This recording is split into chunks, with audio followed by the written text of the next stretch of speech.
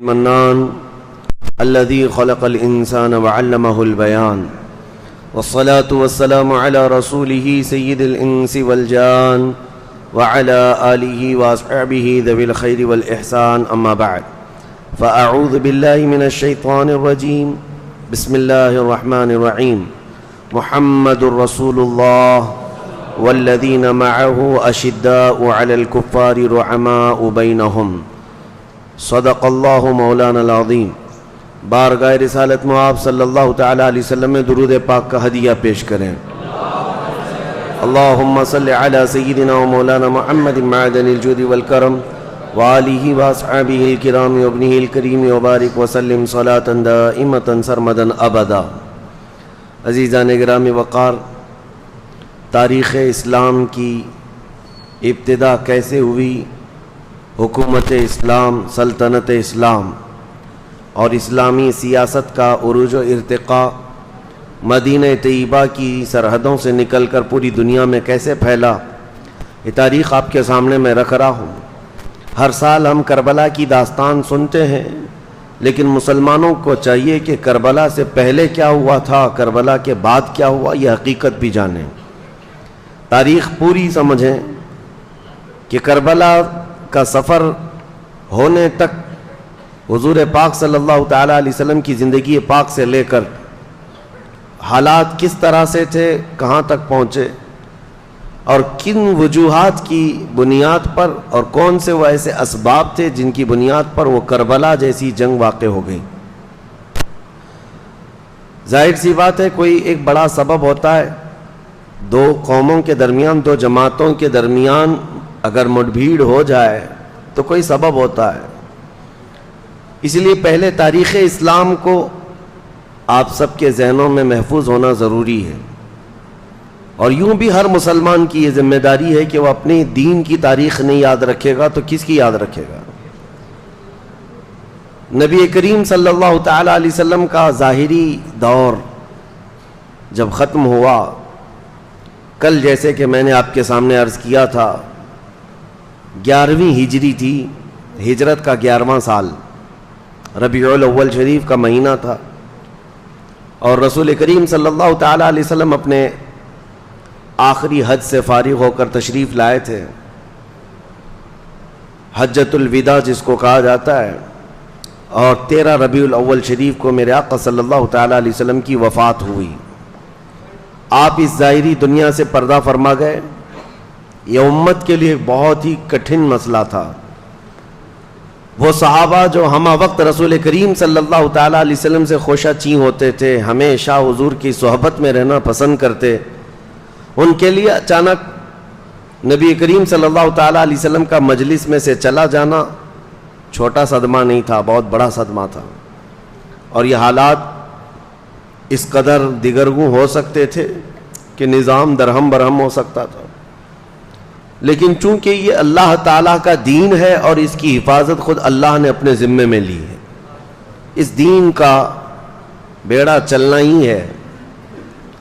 حضور پاک صلی اللہ تعالیٰ علیہ وسلم کی وفات کے بعد دین کا کام نہ رکا نہ تھما۔ یہ اور بات ہے کہ صدمہ بہت بڑا تھا صحابہ پر، بہت بڑا تھا۔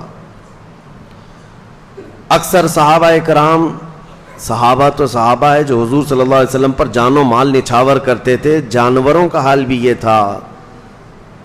جو نبی کریم صلی اللہ تعالیٰ علیہ وسلم کی سواریاں ہیں، قصوہ جو حضور کی اونٹنی تھی جس پر حضور صلی اللہ علیہ وسلم نے آخری حج ادا فرمایا، حضور کی وفات کے بعد اس اونٹنی نے تو کھانا پینا چھوڑ دیا تھا، نہ کھاتی تھی نہ پیتی تھی، کچھ نہیں، یہاں تک کہ حضرت ابوبکر صدیق رضی اللہ تعالیٰ عنہ اس کے پاس جاتے، یہ رسول اللہ کی سواری ہے، کوئی چیز کھانے کی سامنے کرتے تو اپنے پیروں سے اس کو ہٹا دیتی، اور اس اونٹنی کے روتے روتے آنکھیں اندھی ہو گئی تھیں۔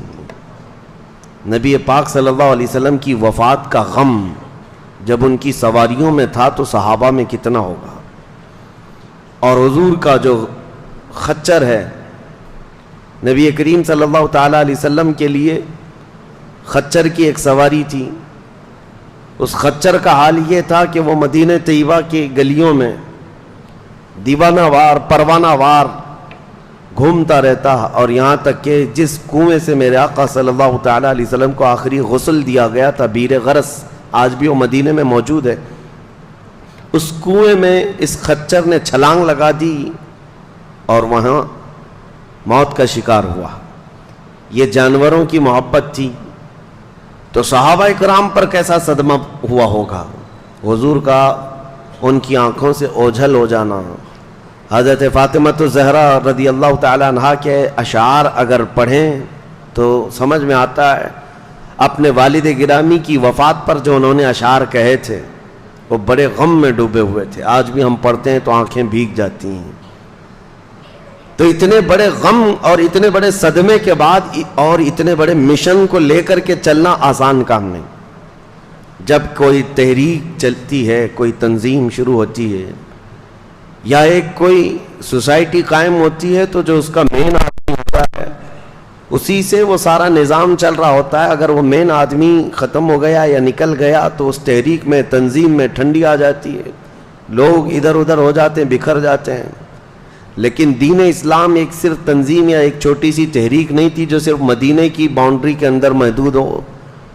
دین اسلام وہ آفاقی دین تھا جس کو مدینے سے نکل کر پوری کائنات میں پھیلنا تھا، اور یہ دین پوری دنیا کے لیے آیا، کائنات کے لیے آیا، اور وہ محدود وقت کے لیے نہیں، صبح قیامت تک کے لیے آئے۔ اب دوسرا دین آنا نہیں ہے، نہ دوسرا نبی آنا ہے۔ تو اب اس دین اسلام کے اس بڑے کاز کو، اس بڑے مشن کو لے کر چلنا صحابہ کی ذمہ داری تھی۔ اسی لیے میرے عزیزو، ان صحابہ کی عظمتوں پر کروڑوں سلام، صحابہ کی عظمتوں پر ہماری جانیں قربان۔ غم میں آ کر کے انہوں نے کوئی ایسا فیصلہ نہیں لیا کہ ہم مدینے چھوڑ دیں گے یا اب حالات ختم ہو گئے نکل جائیں گے، نہیں۔ حالانکہ جنگ احد میں، احد کی جنگ جو ہے وہ 3 ہجری میں ہوئی تھی، نبی پاک صلی اللہ تعالیٰ علیہ وسلم بنفس نفیس شریک ہیں جنگ احد میں، لیکن کافروں کی طرف سے، شیطان کی طرف سے یہ افواہ پھیلا دی گئی تھی حضور صلی اللہ علیہ وسلم کا قتل ہو گیا ہے۔ تو جو صحابہ وہاں موجود تھے، 700 صحابہ تھے جنگ احد کے اندر، ان میں سے اکثر صحابہ جیسی ہی یہ خبر پھیلی، اکثر نہ صحیح لیکن کچھ صحابہ، ان کے ہاتھوں سے تلوار چھوٹ گئی اور وہ اسی طرح دم بخود کھڑے رہ گئے۔ کفار مار رہے ہیں، تلواریں سونتے ہوئے، تیر تانے ہوئے، لیکن صحابہ کے ہاتھوں سے تلواریں چھوٹ گئیں اور وہ لڑنا ہی نہیں چاہتے تھے۔ ان کو پکڑ پکڑ کر تلواریں دی جا رہی تھی تو وہ کیا کہتے، جب رسول اللہ ہے ہی نہیں تو اب پھر لڑنا کس کے لیے ہے؟ ہم نے سنا ہے کہ نبی پاک صلی اللہ تعالیٰ علیہ وسلم کی شہادت ہو گئی، انتقال ہو گیا۔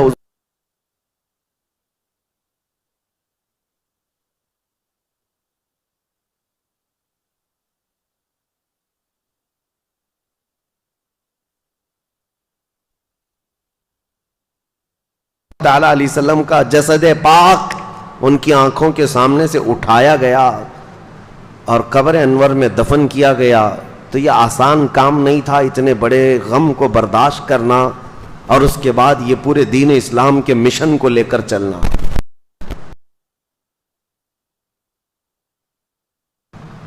اب کون امیر ہوگا، کون سردار ہوگا، یہ بھی بات چھڑ جائے گی۔ امام کے جانے کے بعد کوئی نائب ہو، کوئی ان کا جانشین ہو، اس کے لیے قوم میں ظاہر سی بات ہے اختلافات آئی جائیں گے۔ تو رفع یہ کہ نبی پاک صلی اللہ تعالیٰ علیہ وسلم نے اپنی زندگی میں کسی کو بھی جانشین بنایا نہیں، کسی کو خلیفہ مقرر نہیں فرمایا۔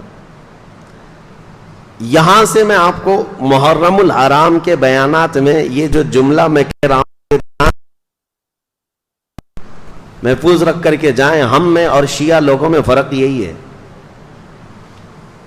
وہ ایسی روایتیں بیان کرتے ہیں جس سے یہ مستفاد ہو کہ صرف اور صرف حضور صلی اللہ تعالیٰ علیہ وسلم کے بعد اگر کوئی خلیفہ بننے کے لائق تھا یا جانشین تھا تو مولا علی کرم اللہ وجہہ الکریم تھے، بلکہ وہ یہاں تک کہتے ہیں وصی رسول اللہ، رسول اللہ نے ان کے لیے وصیت کی تھی، وہ رسول پاک صلی اللہ علیہ وسلم کے جانشین تھے، اعلان ہو چکا تھا۔ یہ سب چیزوں کے لیے میں ایک ہی سوال کرتا ہوں، صدیق اکبر کس کا نام ہے؟ نبی پاک صلی اللہ تعالیٰ علیہ وسلم کی ایک چھوٹی سی چیز کو بھی جو ریلیٹڈ ہو وہ چھوڑنا گوارا نہیں کرتے. بال کے برابر بھی، وہ کہتے ہیں صحابہ بال برابر بھی حضور کی اداؤں سے یا حضور کی منشا سے ہٹ کر کے وہ کوئی کام کرنا پسند نہیں کرتے تھے، چاہے پوری دنیا الگ ہو جائے. میں ایک سوال کرتا ہوں کہ اگر وصیت ہو چکی تھی رسول اللہ کی، اعلان ہو چکا تھا، تو کیا سیدنا ابو بکر صدیق رسول اللہ کی وصیت کے خلاف جا کر اپنی کرسی قائم کر سکتے تھے؟ یہ عقل میں آنے والی بات نہیں. وہ ابو بکر صدیق رضی اللہ تعالیٰ عنہ جو رسول اللہ صلی اللہ علیہ وسلم کی پیروی میں اور ان کی سنتوں میں اس قدر حساس تھے کہ روز اول سے وہ ایمان لائے ہوئے ہیں. سب سے پہلے اسلام لانے والوں میں نام ہے، ہر وقت رسول پاک صلی اللہ تعالیٰ علیہ وسلم کے ساتھ کھڑے ہونے والے. اگر حضور نے اعلان کر دیا ہوتا تو کیا حضرت ابو بکر صدیق اس کی نافرمانی کرتے، اس فرمان کے خلاف جاتے؟ ممکن ہی نہیں لگتا، ممکن ہی نہیں لگتا. اس لیے میں آپ کو یہ بتا رہا ہوں کہ اس روایت کو محفوظ رکھ لو اپنے ذہنوں میں کہ حضور نے اپنی پوری زندگی میں کسی کو اپنا جانشین مقرر نہیں فرمایا، کسی کو خلیفہ بنایا نہیں. یہ مسلم بات ہے. اگر رسول کریم صلی اللہ تعالیٰ علیہ وسلم بناتے، ایک روایت امام جلال الدین سیوطی رحمۃ اللہ تعالیٰ علیہ کی تاریخ الخلفاء سے میں آپ کے سامنے رکھ رہا ہوں. امام جلال الدین سیوطی بہت بڑے محدث ہیں. ان کی یہ روایت ہے، آپ فرماتے ہیں کہ رسول پاک صلی اللہ تعالیٰ علیہ وسلم کے جانشینی کے اور خلافت کا اعلان نہ کرنے کی وجہ کیا ہے؟ کیوں نہیں منتخب فرمایا کسی کو بنا دیتے، خلیفہ بنا دیتے، جانشین بنا دیتے، لیکن بنایا کیوں نہیں؟ اس میں کیا وجہ ہے؟ امام جلال الدین سیوطی کی یہ روایت تاریخ الخلفاء میں موجود ہے. فرماتے ہیں کہ نبی پاک صلی اللہ تعالیٰ علیہ وسلم نے خود فرمایا، اگر میں تم پر کسی خلیفہ کو مقرر کر دوں اور تم میں سے کوئی بھی اس کی نافرمانی کر دے یا اس کی اطاعت سے تھوڑا بہت بھی ادھر ادھر کر دے تو اللہ کا عذاب آ جائے گا. کیونکہ رسول پاک صلی اللہ تعالیٰ علیہ وسلم کا فرمان عالی شان ہے. تو امام جلال الدین سیوطی رحمۃ اللہ علیہ یہ روایت فرماتے ہیں کہ حکمت اللہ بہتر جانے، دین اسلام کا یہ اتنا بڑا لہلہاتا ہوا باغیچہ جو 14 صدیوں سے آج تک ہم تک پہنچا ہوا ہے، اس کے پتوں کو، اس کے پھولوں کو، اس کے پھلوں کو کتنی مرتبہ لوگوں نے ظلم کے ہاتھوں سے مروڑ دیا، لیکن اس کی شاخیں آج بھی ہری بھری ہیں، آج بھی ہری بھری ہیں. اور اسی لیے شاعر نے بہت اچھے انداز میں کہا ہے، آج خلفائے اسلام کی تاریخ شروع کر رہا ہوں، خلافت کے اسباب بتا رہا ہوں، خلافت ہوتی کیا ہے. اس سے پہلے یہ شعر بہت ہی موزوں و مناسب ہے، اسلام تیری نبض نہ ڈوبے گی حشر تک، تیری رگوں میں رواں خون ہے 4 یار کا. خلفائے اسلام کی قربانیاں بھی ہیں اس میں. اب معاملات کہاں سے شروع ہوئے؟ اب تاریخ سنیے. حضور پاک صلی اللہ تعالیٰ علیہ وسلم کی وفات ہو گئی، پیر کا دن تھا. حضور کی پیدائش کا دن بھی پیر ہے، حضور کی وفات کا دن بھی پیر ہے، دوشنبہ. پیر کے دن جیسی انتقال ہوا نبی کریم صلی اللہ تعالیٰ علیہ وسلم کا، پہلی بات تو صحابہ اکرام رضوان اللہ تعالیٰ علیہ مجمعین کے معاملات کے لیے ایک مسلم ہمارا عقیدہ اہل سنت و جماعت کا، توجہ سے سن لو، توجہ سے. صحابہ اکرام فرشتے نہیں ہیں، انسان ہیں. حضور صلی اللہ تعالیٰ علیہ وسلم کے جتنے اصحاب ہیں وہ سب انسان تھے، اور صحابہ اکرام رضوان اللہ تعالیٰ علیہ مجمعین کے درمیان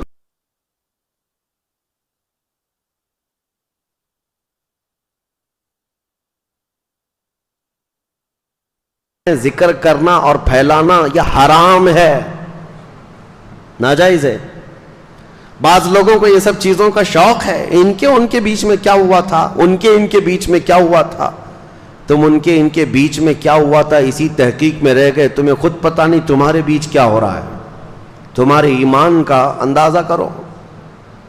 وہ ایسے بزرگ ہیں ایسے کہ جن کے بارے میں میرے آقا صلی اللہ علیہ وسلم نے فرمایا ہے کہ میرا ایک صحابی جو کے دانے کے برابر خیرات کر دے اور پوری امت احد پہاڑ کے برابر سونا خیرات کرے تب بھی میرے صحابی کی خیرات کے برابر نہیں ہو سکتا. صحابی کے درجے کو پہنچ ہی نہیں سکو گے. نبی پاک صلی اللہ تعالی علیہ وسلم نے فرمایا اللہ اللہ فی اصحابی، لوگوں کو ڈرایا خبردار خبردار میرے صحابہ کے بارے میں، لا تسبوا اصحابی، میرے صحابہ کو گالی مت دینا. آج ایک جماعت باضابطہ طور پر صحابہ کو نشانی بنا چکی ہے، نشانہ بنا چکی ہے اپنے گالی گلوچ کا، اور ایسا لگتا ہے 14 صدیوں کے بعد یہ لوگ بڑے ترم خواں ہیں جو فیصلہ کرنے بیٹھے ہیں. وہ حق پر تھے کہ یہ غلط تھے. جنہوں نے رسول اللہ صلی اللہ تعالی علیہ وسلم کی صحبت کا شرف پایا ہے، تمہیں اندازہ نہیں وہ کون سے مقام پر پہنچ گئے. سیدنا عبد القادر جیلانی غوث العظم بغدادی رضی اللہ تعالیٰ عنہ کے متعلق یہ بات منسوب ہے، آپ نے فرمایا امت میں ہم اولیاء کی کیٹیگری جانتے ہیں نا، کوئی نجبہ ہیں، اقطاب ہیں، ابدال ہیں، اوتاد ہیں، اور پھر غوث ہیں، قطب ہیں، یہ ساری چیزیں. غوث کا درجہ اولیاء میں بہت اونچا ہوتا ہے، لیکن وہ غوث خود فرماتے ہیں صحابی کے درجے کے متعلق، فرماتے ہیں رسول اللہ کے صحابہ جو جہاد میں جایا کرتے تھے گھوڑوں پر بیٹھ کر، ان گھوڑوں کے ٹاپ کے نیچے سے جو دھول اڑتی تھی غوث کا مقام وہاں تک بھی نہیں پہنچ سکتا. تم کہاں کمپیئر کرنے چل پڑے آج کے 2 ٹانگ کے جانور نبی پاک صلی اللہ تعالی علیہ وسلم کے صحابہ سے اپنے آپ کو کمپیئر کرنے لگے. علم تمہارے پاس زیادہ. اس لیے میں تنبیہ کے ساتھ کہتا ہوں اے سنیو، یہ وقت ایسا آ چکا ہے جگہ جگہ سوشل میڈیا پر اور کچھ نوجوانوں کے درمیان یہ بحثیں چھڑنے لگ گئی ہیں صحابہ کے اختلافات کے بارے میں.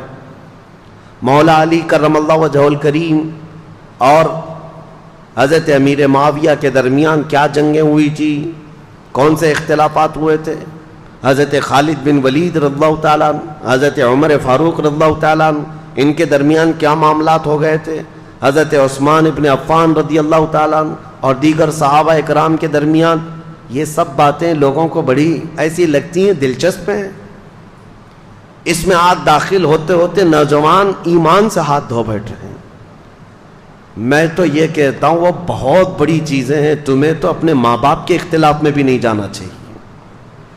تمہیں تو اتنا بھی حق نہیں ہے کہ تمہاری ماں اور تمہارے باپ آپس میں کسی بات پر اختلاف کر لے تو بیٹا وہاں بیچ میں داخل ہو کر کے مزاحمت نہ کرے، اور نہ ہی ان کے ان قصوں کو مزے لے لے کر کے سناتا رہے. تمہیں اتنا بھی حق نہیں ہونا چاہیے کیونکہ وہ بڑے ہیں. اب رہی بات صحابہ رسول اللہ کے، الصحابۃ کلہم عدول، سارے صحابہ رسول اللہ کے عادل ہیں. وَكُلًّا وَعَدَ اللَّهُ الْحُسْنَى، قرآن کی 27ویں پارے کی سورہ حدید کی آیت ہے. اللہ قرآن میں فرماتا ہے رسول کے سارے صحابہ سے اللہ نے وعدہ کر لیا ہے کہ ان کو جنت ملے گی، ان کے لیے وعدہ ہے.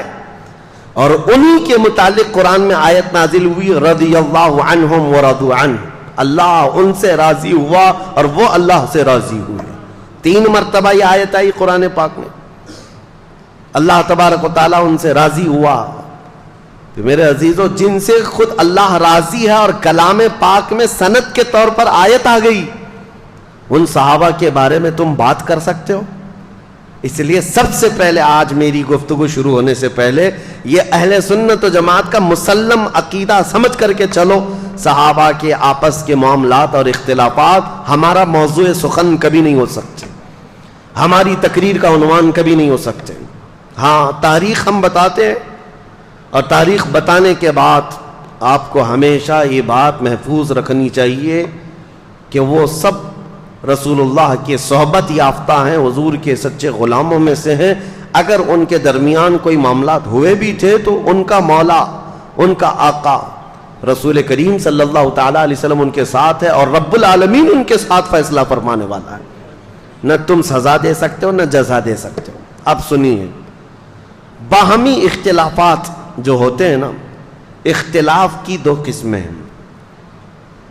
میں اب بات آ گئی ہے تو آج یہ بات بھی عرض کر دوں، کیونکہ اختلافات کثرت سے ہیں، علماء میں بھی ہیں، بڑے بڑے طبقے میں اختلافات۔ اختلاف دو قسم کے، ایک اختلاف محمود ہے اور ایک اختلاف مذموم ہے۔ اختلاف محمود جو ہے اچھا ہے، اور اختلاف مذموم بہت برا ہے۔ محمود اچھے اختلاف کو کہتے ہیں، تو آپ سوچیں گے کیا بھلا اختلاف بھی کوئی اچھا ہوتا ہے؟ ہاں ہوتا ہے، کیونکہ یہ بھی موجود ہے کہ حضور صلی اللہ تعالیٰ علیہ وسلم کی امت کے علماء کا اختلاف امت کے لیے رحمت ہے، اس پر باضابطہ کتاب ہے، موجود ہے۔ لیکن وہ اختلاف محمود، اس کے پورے شرائط ہیں، کیسے اختلاف ہوگا؟ مثال کے طور پر حق پہچاننے کے لیے، حق جاننے کے لیے دونوں بھاگ رہے ہیں، دونوں دوڑ رہے ہیں۔ اس کی ایک مثال میں آپ کو دے دوں۔ رسول پاک صلی اللہ تعالیٰ علیہ وسلم نے صحابہ کی ایک جماعت کو، بنو قریظہ ایک محلہ تھا، ایک قبیلہ تھا مدینے سے باہر، کہا کہ تم جلدی سے نکلو، عصر تک وہاں پہنچ جانا، اور اتنی جلدی جاؤ کہ عصر کی نماز وہیں جا کے پڑھنا، مدینے سے نکل جاؤ۔ حضور نے بھیجا۔ اب یہ صحابہ کی ایک جماعتیں جا رہی ہے، چل رہے تھے، بیچ راستے میں عصر کا وقت اتنا ہو گیا کہ سورج ڈوبنے کے قریب آیا، لیکن یہ ابھی اپنی منزل نہیں پہنچے۔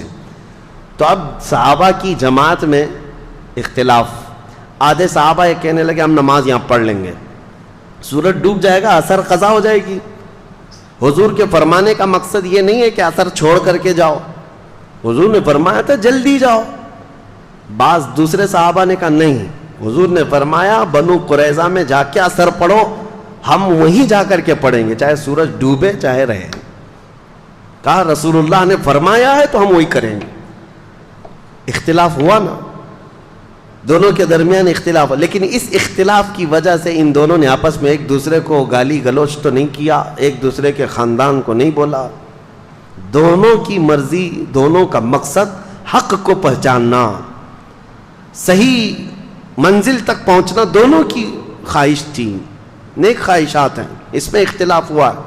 بہرحال آدھے لوگوں نے نماز پڑھ لی، اور آدھے جو نماز نہیں پڑھے تھے وہ بنو قریظہ تک پہنچے، سورج ڈوب گیا، عصر قضا ہو گئی۔ اب یہ مسئلہ کون صحیح کون غلط آپ بتا سکتے ہو؟ یہ دونوں جماعتوں میں کس نے صحیح کیا کس نے غلط کیا؟ اٹکل پچھو مارو گے تو اپنے دماغ سے کچھ بھی بولو گے۔ ہاں نماز پڑھنے والے تو صحیح تھے، نماز چھوڑ دیا انہوں نے۔ میرے عزیزو، نماز انہوں نے اپنی طبیعت کی مان کر نہیں چھوڑا، حضور کے فرمان کو سمجھ کر۔ حضور نے فرمایا وہاں جا کر کے پڑھو، ان کا منشا یہی تھا۔ دونوں جماعتیں حق کی متلاشی تھیں، لیکن یہ مسئلہ رسول پاک کی حیات میں واقع ہوا تھا، ظاہری حیات میں، تو رکھ دیا گیا سامنے۔ اللہ کے حبیب صلی اللہ تعالیٰ علیہ وسلم سے عرض کیا گیا، یا رسول اللہ صلی اللہ علیہ وسلم، دونوں جماعتوں میں ایسا اختلاف ہوا، آدھے لوگوں نے نماز پڑھ لی، آدھے نے نہیں پڑھی، کیا ہے اس کا مسئلہ؟ حضور صلی اللہ تعالیٰ علیہ وسلم نے کیا فرمایا؟ یہ میرے صحابہ کی دونوں جماعتیں حق پر ہیں، دونوں حق پر ہیں۔ یہاں سے پتہ چلا کہ حق کی تلاش میں نکلنے والا اختلاف وہ محمود ہوتا ہے، دونوں اللہ رب العزت کی رضا چاہتے ہیں، باقی اور کوئی مقصد نہیں۔ صحابہ میں بھی جو باتیں ہوئی ہیں وہ حق کو پہنچنے کے لیے، اللہ کی رضا حاصل کرنے کے لیے۔ وہ ایسا نہیں ہے کہ اپنی مرضی اور اپنے پیٹ سے کوئی چیز نکلی اور اس پر لڑ پڑے ہوں، نہیں، اللہ کی رضا۔ ایک بندے کو لگتا ہے اس میں اللہ کی رضا ہے، دوسرے کو لگتا ہے اس میں اللہ کی رضا ہے۔ اللہ کی رضا حاصل کرنے میں یہ اختلاف جو ہوا وہ اختلاف محمود ہے، اور اپنی نفسانی خواہشات کے لیے جو اختلاف ہوتا ہے اس کو اختلاف مذموم کہتے ہیں، جو آج بہت ساری جگہوں پر واقع ہو چکا ہے۔ پرسنل دشمنی، ذاتی دشمنی کے لیے دین کا بھی استعمال، قلم کا بھی استعمال، زبان کا بھی استعمال، گالی گلوچ، کسی بھی حد تک لوگ جانے کو تیار ہو جاتے۔ یہ اختلاف محمود نہیں، اختلاف مذموم۔ کسی عالم کی تحقیقات سے اگر آپ کو اختلاف ہے تو ادب کے دائرے میں اس کا اختلاف کر سکتے ہو آپ، ادب کے دائرے میں۔ ایسے اختلافات کی ایک بہت لمبی فہرست ہے، لیکن ابھی آج ہمارا وہ ٹاپک نہیں ہے۔ میں نے یہ بات کیوں شروع میں رکھی؟ وجہ یہ ہے کہ رسول پاک صلی اللہ تعالیٰ علیہ وسلم کی وفات کے فوراً بعد ہی صحابہ میں آپس میں یہ باتوں میں اختلاف اس حد تک کا نہیں ہے کہ یہ ادھر الگ دھڑا ہو گیا، ایک دھڑا ادھر ہو گیا اور ایک دوسرے سے بات چیت نہیں کرتے، ایسا نہیں ہے۔ حضور پاک صلی اللہ تعالیٰ علیہ وسلم کا جسم مبارک ابھی حجرے میں رکھا ہے، صحابہ موجود تھے، اختلاف اس بات پر ہوا کہ حضور صلی اللہ تعالیٰ علیہ وسلم کو غسل دیا جائے گا کہ نہیں دیا جائے گا۔ بات تھی، آدھے صحابہ یہ کہتے تھے کہ حضور صلی اللہ تعالیٰ علیہ وسلم کو غسل دیں جیسے سارے لوگوں کو غسل دیا گیا ہے، غسل موت کے بعد جو غسل ہے۔ اب حضور صلی اللہ تعالیٰ علیہ وسلم کے لباس پاک کو کوئی ہٹائے، حضور کے لباس کو کوئی ہٹائے اور کوئی دوسرا غسل دے، ان معاملات کو لے کر کے صحابہ حجرے میں کھڑے ہو کر کے آپس میں یہ باتیں کر رہے تھے۔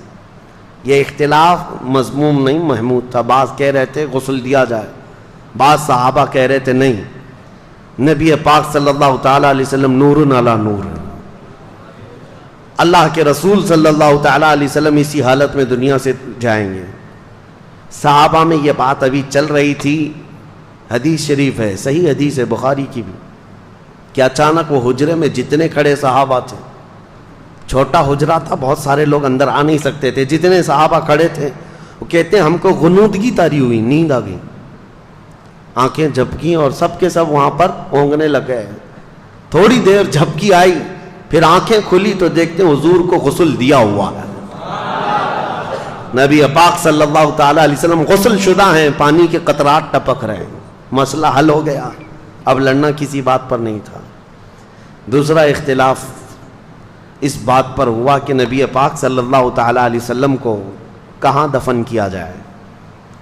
بعض صحابہ کہتے تھے مکہ میں لے جائیں، ان کا آبائی وطن ہے، بعض کہتے 30,000 کے قریب انبیاء اکرام بیت المقدس کے آس پاس دفن ہیں، حضور صلی اللہ تعالیٰ علیہ وسلم کے بھائی ہیں سارے انبیاء، وہاں لے جا کر کے دفن کریں، اور بعض صحابہ کہتے نہیں ہم مدینے سے باہر نہ لے جائیں۔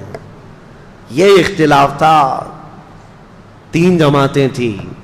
پھر سیدنا ابو بکر صدیق رضی اللہ تعالیٰ عنہ سے یہ حدیث آپ نے سنائی کہ میرے آقا صلی اللہ تعالیٰ علیہ وسلم نے اپنی زندگی میں فرمایا تھا اللہ کے ہر نبی کو وہیں دفن کیا جاتا ہے جس جگہ ان کی روح قبض کی جاتی ہے۔ مسئلہ حل ہو گیا۔ ہاں، فرمایا کہ حضور صلی اللہ تعالیٰ علیہ وسلم کی روح پاک یہاں قبض کی گئی، حضرت عائشہ کے مکان میں، تو اب یہیں دفن ہوں گے۔ اس بات کا بھی خلاصہ ہوا۔ اب ان کے بعد حضور اکرم صلی اللہ تعالیٰ علیہ وسلم کی تدفین کے بعد نماز جنازہ کے بارے میں بہت سارے لوگ پوچھتے ہیں، حضور کی جنازے کی نماز کیسے ہوئی؟ وہ ایک ساتھ جمع غفیر کے نماز ادا نہیں کی گئی تھی، بلکہ حضور صلی اللہ تعالیٰ علیہ وسلم کے جسم پاک کو حجرے میں ہی رکھا گیا تھا، اور صحابہ کی ایک ایک جماعت آتی تھی، نماز پڑھتی تھی اور چلے جاتے تھے۔ بلکہ یہ اس نماز جنازہ کے بارے میں بھی صحابہ میں باتیں ہوئی کہ کون پڑھے گا، کون پڑھائے گا، کس طرح سے۔ اب اس میں پھر حضور کی ہی ایک روایت حدیث صحابہ نے سنائی کہ اللہ کے نبی نے فرمایا کہ تم سب کے سب میرے حجرے سے باہر چلے جانا۔ سب سے پہلے حضور صلی اللہ تعالیٰ علیہ وسلم کے جسم اقدس کے پاس نماز جنازہ کے لیے کوئی اور نہیں، جبرائیل امین آئیں گے، سید الملائکہ حاضر ہوئے فرشتوں کی جماعت کے ساتھ، پھر ان کے بعد حضرت میکائیل علیہ السلام، پھر حضرت اسرافیل علیہ السلام، پھر حضرت اسرائیل علیہ السلام، انہوں نے نمازیں ادا کیں فرشتوں کی جماعتوں کے ساتھ، اور ان کے جانے کے بعد پھر حضرت ابو بکر صدیق اندر آئے صحابہ کی جماعت کے ساتھ، پھر ایک کے بعد دیگر صحابہ داخل ہوئے اور سبوں نے اپنی اپنی نمازیں ادا کیں۔ اب یہاں ایک مسئلہ بتاؤں، نماز جنازہ جو ہوتی ہے وہ میت کی بخشش اور اس کی مغفرت کی دعا کے لیے ہوتی ہے۔ اب رسول پاک صلی اللہ تعالیٰ علیہ وسلم کی نماز جنازہ پڑھنے والے حضور کے لیے مغفرت کی دعا کرنے گئے تھے، حضور کی بخشش کا سوال کرنے گئے تھے۔ ارے وہ رسول جو ہاتھ نہ اٹھائے تو قیامت میں کسی کا حساب نہ ہو۔ نماز جنازہ 2 طریقے کی ہے، اسی لیے فرمایا گیا نماز جنازہ میں حاضر ہو جاؤ، تمہاری کثرت جو ہوگی تمہاری جماعت ہوگی، تم اس کی مغفرت کی دعا کرو گے، اللہ میت کو معاف کر دے گا. ایک روایت. اور فرمایا اگر کوئی بہت نیک انسان کا انتقال ہوا تب بھی جنازہ پڑھو، اس لیے کہ جتنے شریک ہوں گے ان کے گناہ معاف ہو جائیں گے. تو وہاں یہ مسئلہ بھی حل ہے. رسول کریم صلی اللہ تعالی علیہ وسلم کے نماز جنازہ میں جو گئے تھے وہ سب کے سب مستفیض ہو کر کے آئے، حضور سے انوار و برکات لے کر کے آئے. دفن کی بعد بدھ کے دن حضور صلی اللہ تعالی علیہ وسلم کی تدفین ہوئی. 2 دن کے بعد، پیر کے بعد سے لے کر کے بدھ کے دن تک نبی پاک صلی اللہ تعالی علیہ وسلم کے کثیر صحابہ تھے، نماز پڑھنے میں ہی یہ وقت نکلتا رہا. اور تدفین کے بعد اب جو معاملہ سب سے پہلے درپیش ہے مسلمانوں کی امامت کا، مسلمانوں کی عمارت کا. حضور کے جاتے ہی اختلافات اس قدر ہو گئے تھے باہر صحابہ میں نے، دیگر لوگوں میں جو نفس پرست لوگ تھے. کچھ تو نبوت کا جھوٹا دعویٰ بھی کر بیٹھے ہیں. حضور کے جاتے ہی اسود عنسی نام کا ایک شخص کھڑا ہوا، مسیلمہ کذاب ایک شخص کھڑا ہوا، اور لوگوں میں کثرت سے وہ اپنا انفلوئنس بڑھاتے ہوئے، اثر و رسوخ بڑھاتے ہوئے لوگوں کو اپنی طرف مائل کیا. میں اور سچا رسول ہوں، میں اور سچا نبی ہوں، ایسا سہولت دینے لگا. جو سہولت کے پیچھے بھاگتے ہیں وہ ایسے نبیوں کے پیچھے بھاگتے ہیں. شریعت حضور صلی اللہ تعالیٰ علیہ وسلم کی، اسی لیے مسلمانوں ہمیشہ یاد رکھو کہ اگر تم تن آسانی چاہو گے تو شیطان کسی بھی گڑھے میں لے جا کے تمہیں گرا دے گا. تم ہمیشہ یہ یاد رکھو میری طبیعت چاہے یا نہ چاہے جو میرے مصطفیٰ کی شریعت ہے وہی حق ہے. لوگ آتے ہیں بیوی کو 3 طلاق دے دیا، ہم نے بتا دیا ہے کہ ہو گئی ہے، پھر وہ ایسا کوئی مولوی ڈھونڈتے ہیں جو اس سے کہے کہ نہیں ہوئی، ابھی رہ سکتا ہے. وہ ڈھونڈتے رہتے ہیں کہیں نہ کہیں سے، سہولت چاہتے ہیں. جبکہ صحیح احادیث اور صحیح قرآن کی آیات سے جو مسئلہ مل گیا تو اس کے بعد اپنی خواہشات کو ختم کر دو، یہی شریعت ہے. اور لوگوں کو آسانی چاہیے. روزے میں بھی کوئی 1 گھنٹہ پہلے افطار کرنے کی پرمیشن دینے لگ جائے تو اس کے بھی بہت سارے مرید بن جائیں گے کہ ہمارے یہاں کنسیشن ہے. بہت سارے ایسی جگہوں پر بنتے بنتے فرقے اسی لیے بن گئے شیطان کے، وہ آلہ کار بن جاتے ہیں، شیطان ان کو لے جاتا ہے. وہ جھوٹے نبی جو پیدا ہوئے تھے حضور کی وفات کے فوراً بعد، وہ ایسی ہی سہولتیں بانٹ رہے تھے کہ ہمارے ہاں ایسا ہے، ہمارے ہاں اتنی نمازیں نہیں، ہمارے ہاں اتنی زکوٰۃ بھی نہیں دینی، آؤ پیچھے چلو، جہاں جنگ میں غنیمت کا مال آئے گا وہ سب بانٹیں گے ہم. وہ الیکشن کی طرح ایک پارٹی اتنا اعلان کرے، دوسری پارٹی اس سے زیادہ اعلان کرے. ایک کہے بجلی فری تو دوسرے کہے عورتوں کو ٹکٹ فری. یہ لوگوں کو بہلانے اور پھسلانے کے جو ترغیبی انعامات ہوتے ہیں. میرے عزیزو ایک بات یاد رکھنا، شریعت مصطفیٰ صلی اللہ تعالیٰ علیہ وسلم میں اگر کوئی اس طرح کی چیزیں لائے تو اس کو نکال کر پھینک دینا. اگر کانٹوں پر بھی چلنا پڑے تو مجھے وہی راستہ پسند ہے جو میرے مصطفیٰ کریم کا ہے، وہی راستہ ہے. اب حضور اکرم صلی اللہ تعالیٰ علیہ وسلم کی تدفین کے بعد جو سب سے اہم معاملہ تھا وہ امامت کا تھا، خلافت کا تھا. اب کون امیر ہوگا، کون امام ہوگا مسلمانوں کا. یہ ایک ایسی سچویشن تھی صحابہ کے لیے کہ اگر یہ فوری طور پر حل نہیں ہوتا تو دشمنان اسلام ان کی جماعتوں کو ٹکڑے کر دیتے. صحابہ اکرام کے دشمن کم نہیں تھے، یہ لڑ رہے تھے، مسلسل لڑ رہے تھے. کتنے بازنطینی حکومتیں، ایرانی حکومتیں، رومی حکومتیں سب ان کے دشمن بنی بیٹھی ہوئی تھیں. ساسانی حکومتیں، بہت ساری حکومتیں ان کی دشمن بنی بیٹھی ہوئی ہیں. اگر ایسے میں ان کا کوئی امیر نہیں ہوتا، اگر کوئی ان کا خلیفہ نہیں، اگر امام نہیں ہوتا تو پھر دوسری حکومتوں کو مدینے پر چڑھائی کرنے میں ذرا برابر وقت نہیں لگتا. اور پھر پلس ہوا کیا ہے، کچھ تو لوگ مرتد ہو رہے تھے. مرتد کہتے ہیں اسلام کو چھوڑ کر پھر جانا. کچھ لوگ زکوٰۃ کے منکر بن گئے، کہا ہم زکوٰۃ نہیں دیں گے، اور رسول اللہ کے زمانے میں دیتے تھے اب نہیں دیں گے. وہ پھر گئے، مرتد ہو گئے. اور کچھ وہ اسود عنسی، طلحہ بن خالد خویلد، اور اس کے علاوہ مسیلمہ کذاب جیسے جھوٹے نبی. ارے جھوٹے نبیوں کی ایسی تعداد بڑھتی جا رہی تھی کہ ایک عورت بھی نکل آئی اس میں کہ میں بھی نبی ہوں، اور نبوت کا دعویٰ کرتے کرتے وہ جا کر مسیلمہ کذاب، وہ بھی نبوت کا دعویٰ کیا تھا، اس سے جا کے شادی بھی کر لی. ایک ہی گھر میں دو جھوٹے، شوہر بھی اور بیوی بھی، اور یہ کذاب دجال. جو بھی حضور کے بعد نبوت کا دعویٰ کرتا ہے اس کو دجال کہا گیا ہے. سب سے بڑا جھوٹا دنیا کا، سب سے بڑا جھوٹا اس کو دجال کہتے ہیں. یہ حالات جب پیش آئے، اب خلافت کے لیے حضور نے کسی کو جانشین مقرر نہیں کیا. صحابہ کے لیے کتنا بڑا امتحان تھا یہ. تو جو انصار صحابہ تھے مدینے کے، انصار صحابہ میں میٹنگ شروع ہو گئی. مدینے والے تھے صحابہ، اور یقیناً وہ بہت ہی ایثار و قربانی والے صحابہ ہیں. حضور صلی اللہ تعالیٰ علیہ وسلم پر انہوں نے اپنی جانیں نچھاور کی ہیں، اپنی اولاد وار دی ہیں، کچھ نہیں رکھا تھا. وہ انصار صحابہ کی بعض آپس میں میٹنگ چل رہی تھی.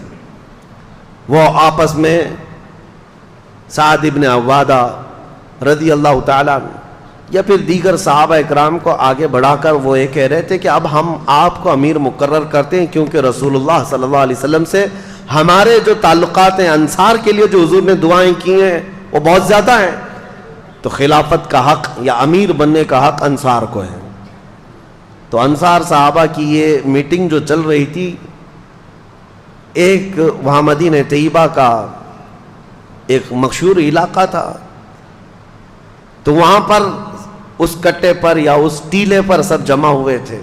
ادھر حضرت ابو بکر صدیق رضی اللہ تعالیٰ عنہ، حضرت عمر فاروق رضی اللہ تعالیٰ عنہ، حضرت ابو عبیدہ بن جراح، یہ بڑے صحابہ ہیں.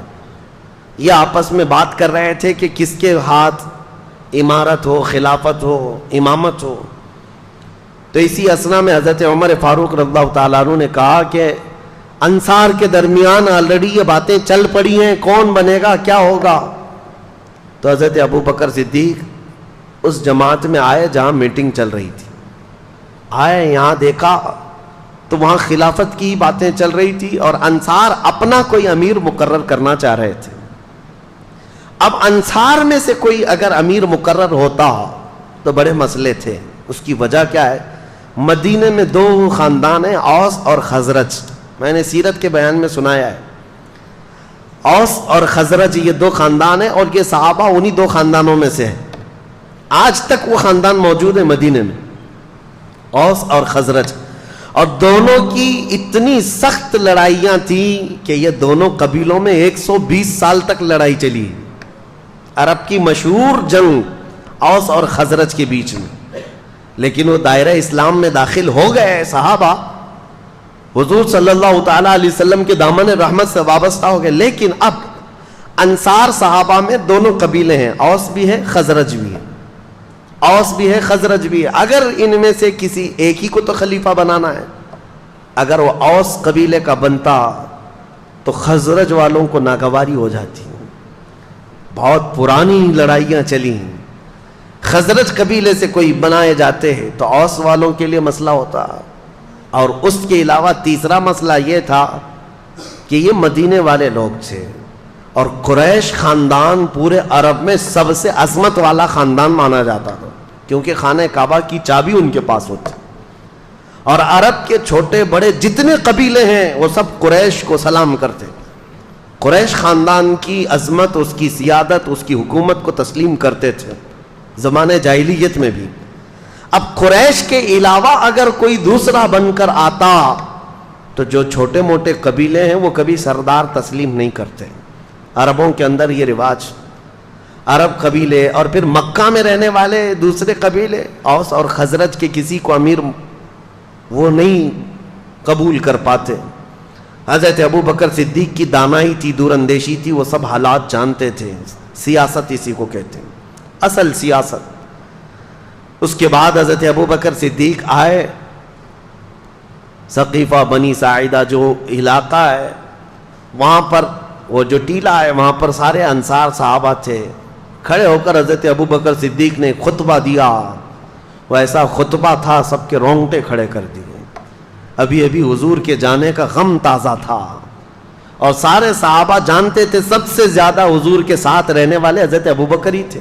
حضرت ابو بکر نے یہ نہیں کہا اے لوگوں میں خلیفہ بننے آیا ہوں، نہیں، ایک جملہ بھی نہیں فرمایا. یہاں میں تاریخ کی سچائیاں آج رکھ رہا ہوں آپ کے سامنے. ان جھوٹے کالے لوگوں کے اوپر یہ زناٹے دار تھپڑ ہے جو حضور سیدنا ابو بکر صدیق پر انگلیاں اٹھاتے ہیں، غصب کر کے خلافت لے لیا. نہیں، وہاں پر آئے انصار صحابہ کی جماعت کے درمیان خطبہ دیا اور کہا اے انصار، تمہاری قربانیاں ہمیں یاد ہیں.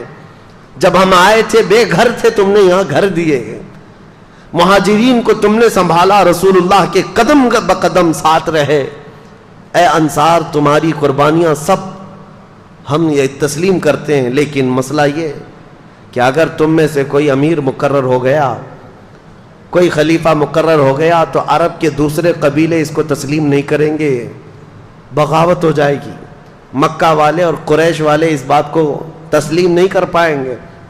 اس لیے رسول کریم صلی اللہ تعالی علیہ وسلم جس خاندان سے تھے اسی خاندان کا کوئی امیر ہونا چاہیے. مسئلہ حل ہو گیا.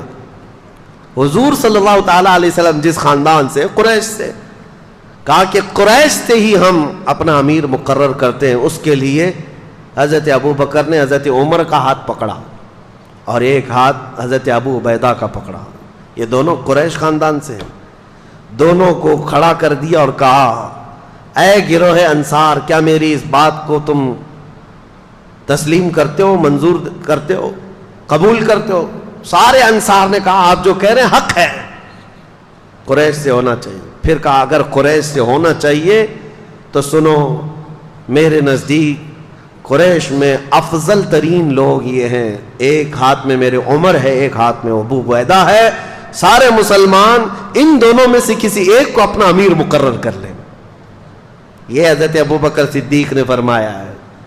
زبردستی خلافت حاصل کر لی؟ نہیں. خلافت کیسے آئی وہ میں آپ کو تاریخ بتا رہا ہوں. ثقیفہ بنی ساعدہ وہ چوٹی پر ٹیلے پر حضرت ابو بکر نے حضرت عمر کا ہاتھ پکڑا، حضرت ابو عبیدہ کا ہاتھ پکڑا اور کہا کہ یہ دونوں افضل ترین لوگ ہیں قریش میں بھی اور تم میں بھی، ان میں سے کسی ایک کو چن لو. انصار صحابہ سب دیکھ رہے تھے. جیسی حضرت ابو بکر نے یہ اعلان کیا اور بیٹھے ہیں، حضرت عمر کھڑے ہو گئے اور حضرت ابو عبیدہ بھی کھڑے ہو گئے. جن دونوں کا اعلان حضرت ابو بکر نے کیا تھا، نامزد کیا تھا، یہ دو امیدوار ہیں، ان کو کھڑا کیا گیا، چن لو مسلمانوں. تو یہ دونوں پہلے کھڑے ہوئے اور سارے گروہ انصار اور مہاجرین جتنے تھے مدینے میں سب کو مخاطب کر کے حضرت عمر کہتے ہیں اے رسول اللہ کے تمام اصحاب سنو، حضرت ابو بکر نے میرے نام کا تمہارے سامنے اعلان کیا، تمہارے چننے کے لیے تم سب گواہ ہو جاؤ. اللہ کو گواہ مانتے ہوئے میں ابو بکر کے ہاتھ پر بیعت کرتا ہوں. میں نے ان سے افضل رسول اللہ کی زندگی میں کسی کو نہیں دیکھا. حضرت ابو عبیدہ نے دوسرا ہاتھ پکڑا اور کہا میرے بھائی عمر نے جو کہا اس پر مجھے کوئی شک نہیں ہے، ابو بکر کے علاوہ ہم میں سے کوئی افضل نہیں. اس لیے کہ رسول اللہ صلی اللہ تعالی علیہ وسلم اپنی علالت کے درمیان، اپنی بیماری کے دوران 17 مرتبہ ابو بکر صدیق کو مصلی امامت پر بڑھایا تھا. انہوں نے کہا رسول اللہ نے ہمارے دین کے لیے جو امام پسند کیا ہے وہ ہماری دنیا کا بھی امام ہوگا. یہ خلافت شروع ہوئی. یہاں پر معاملات یہ ہیں کہ حضرت ابو بکر صدیق رضی اللہ تعالیٰ عنہ کے ہاتھ پر جیسی ہی دونوں اصحاب نے بیعت کیا، سارے انصار جماعت در جماعت آئے اور سبوں نے بیعت کرنا شروع کر دیا اور سبوں نے اعلان کیا کہ یہ اللہ تعالیٰ کا انتخاب ہے. ان میں سے کسی کو بھی اختلاف نہیں ہوا حضرت ابو بکر کے نام پر، کسی کو نہیں. اب ایک چیز بتائی جاتی ہے حضرت مولا علی کرم اللہ وجہہ الکریم کے متعلق کہ حضرت علی رضی اللہ تعالیٰ عنہ اس مجلس میں نہیں تھے. یہ جو خلافت کا سلسلہ چل رہا تھا، صحابہ کے اتفاق رائے سے یہ چنا ہوا ہے، سب کی اتفاق رائے سے. اس میں مولا علی کرم اللہ وجہہ الکریم حاضر نہیں تھے. تو اب یہاں پر بہت سارے لوگ یہ کہتے ہیں کہ حضرت علی کو اختلاف تھا اس لیے وہ حاضر نہیں تھے اور وہ ان کو خلیفہ مانتے ہی نہیں تھے.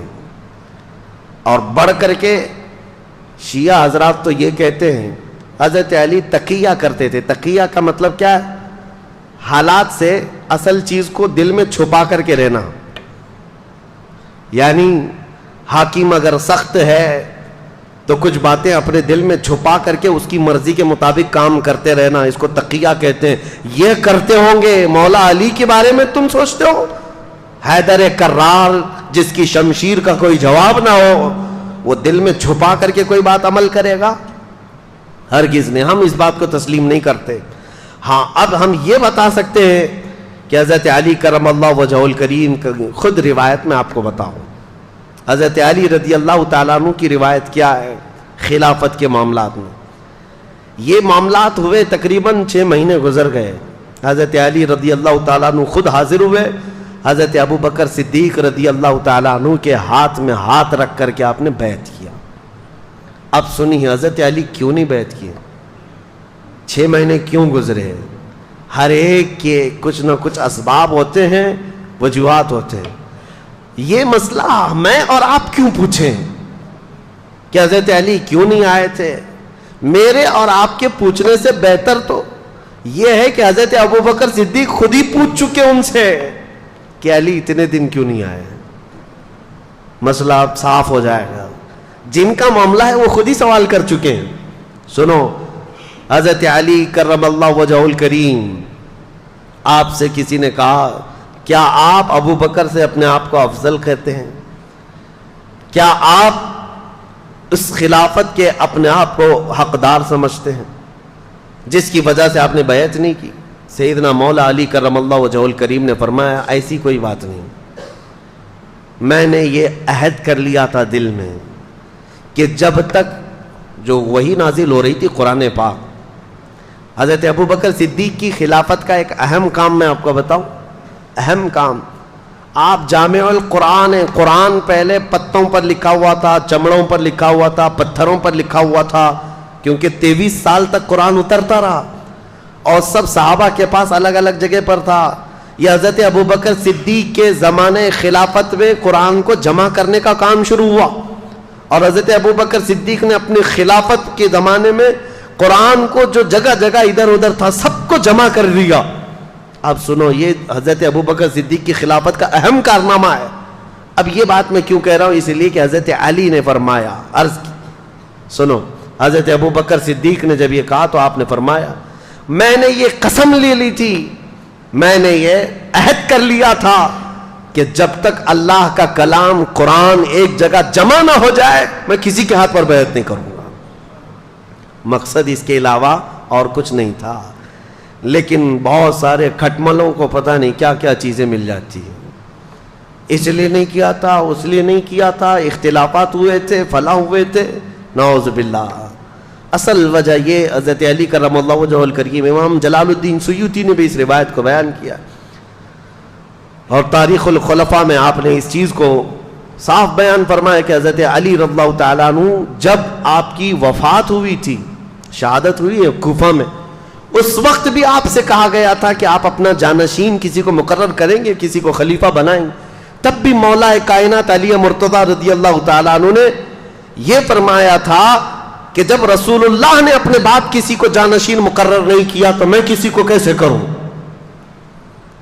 یہ اس بات کی علامت ہے کہ سیدنا علی کرم اللہ وجہہ الکریم حضرت ابو بکر صدیق کی خلافت پر متفق رہے, اور ان کی خلافت میں, ان کی امامت میں نمازیں بھی ہوتی رہیں. دیکھیں, میں سب سے پہلے کہہ رہا ہوں کہ سنیوں کا مجمع ہے, اختلافات صحابہ کو ذکر کرنا بھی نہیں چاہیے. اس سے تمہارا لینا دینا کیا ہے؟ تم میاں یہ پوچھو نماز میں فرض کتنے, واجبات کتنے, نماز کی مکروہات یا فاسد ہونے کے طریقے کیا کیا ہیں, روزہ, زکوٰۃ, یہ تم اپنی ضروریات دین کو پوچھو. تم یہاں بہت بڑے تاریخ دان بن کر کے فیصل بھی بن جاتے ہو ساتھ میں کہ نہیں وہ ایسے نہیں تھے, یہ صحیح نہیں تھے, وہ نہیں صحیح تھے. اٹکل پچو مار رہے ہیں 1400 سال کے بعد پیدا ہو کر کے. سوشل میڈیا کا دور ہے, ہم نے بہت سارے ایسے برساتی محققوں کو دیکھا ہے. ہاں, محقق تحقیق کرنے والے, ریسرچ اسکالر, تو یہ برساتی مینڈکوں کی طرح ہے. یہ نئے نئے آئے اور انہوں نے ریفرنس اور لوگوں کے سامنے نمبرنگ کے ساتھ کچھ باتیں رکھ کر کے لوگوں کو یوں ورغلایا ہے کہ اصل یہ بات ہے، تم کو لوگ یہ پٹی پڑھا رہے ہیں۔ میرے عزیزو، یہ دین اسلام ہے، پٹی پڑھانے سے چلنے والا ہے نہیں۔ دین اسلام اپنی حقانیت کی بنیاد پر صبح قیامت تک چلے گا، صبح قیامت تک چلے گا۔ بعض تو ایسے جاہل آئے ہوئے ہیں محققین کے نام پر، جو علماء سے تمہیں برگشتہ کر رہے ہیں، دور کر رہے ہیں۔ سارے علماء سے دور ہو جاؤ۔ علماء ممبروں پر بیٹھ کر کے جھوٹی باتیں کہتے ہیں، تو نوجوان طبقہ آج کا، کالجز کا، یونیورسٹیز کا، وہ اکثر علماء کے بارے میں بدگمانی کرتے چلے گئے۔ امام غزالی رحمۃ اللہ تعالی علیہ کی یہ بات میں تمہیں یاد دلا دوں، اللہ تبارک و تعالیٰ جب کسی کو گمراہ کر کے ذلیل موت دینا چاہے تو سب سے پہلے اس کو علماء کی گستاخی میں لگاتا ہے۔ وہ بندہ وہاں سے شروعات کرتا ہے اور اس کے بعد وہ بدگمانی اس کی بڑھتی چلی جاتی ہے علماء کے بارے میں، مدارس اسلامیہ کے بارے میں، کہ مولوی لوگ ایسے ہی ہوتے ہیں۔ تمہیں پتہ ہے کہ دین کہاں سے کہاں تک آیا؟ تم کو الف با جو پڑھنا آتا ہے آج، یا اگر علماء نہ ہوتے ان کے وسیلے کے بغیر تم کہاں سے دین سیکھتے؟ میرے عزیزو، انٹرنیٹ پر سارا قرآن ہے، پڑھنے کے طریقے سب کچھ موجود ہے، لیکن کوئی تو پڑھا رہا ہوگا نا انٹرنیٹ پر بھی۔ بے واسطے خدا کچھ عطا کرے، ایسا نہیں ہے۔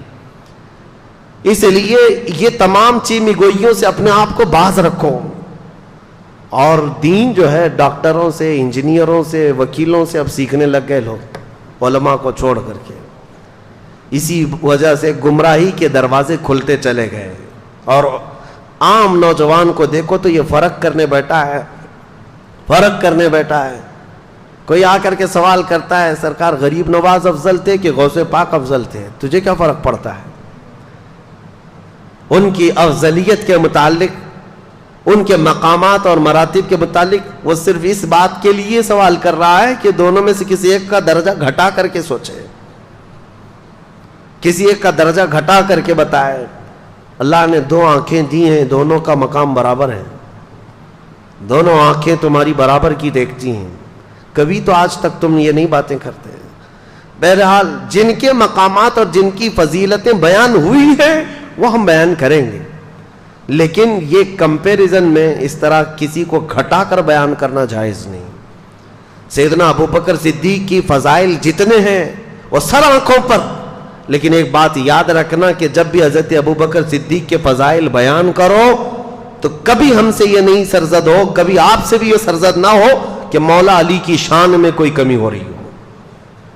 مولا علی کرم اللہ وجہ الکریم کی شان کو گھٹا کر کے بیان کرنا نہیں، یہ جائز نہیں ہے۔ صحابہ کی جو فضیلتیں، اور جب حضرت علی کرم اللہ وجہ الکریم کی فضیلت بیان کر رہے ہو تو پھر اس بات کا بھی لحاظ رکھنا کہ تینوں خلفائے راشدین میں سے کسی کی بے عزتی اور توہین نہ ہو رہی ہو۔ اسی کا نام اہل سنت و جماعت ہے، جو یہ تمام بیچ کے راستے کو لے کر کے چلتے۔ اہل سنت کا ہے بیڑا پار اصحاب حضور، نجم ہے اور ناؤ ہے اطرت رسول اللہ کی۔ ہم صحابہ کی بھی افضلیت کے قائل ہیں اور اہل بیت کے ادب کے بھی ہم قائل ہیں۔ ہم دونوں میں سے کسی کو بھی ٹرول نہیں کرتے، کسی کی مذمت نہیں کرتے، یا کسی کی تنقیص یا ادنا سی گستاخی نہیں کرتے ہیں۔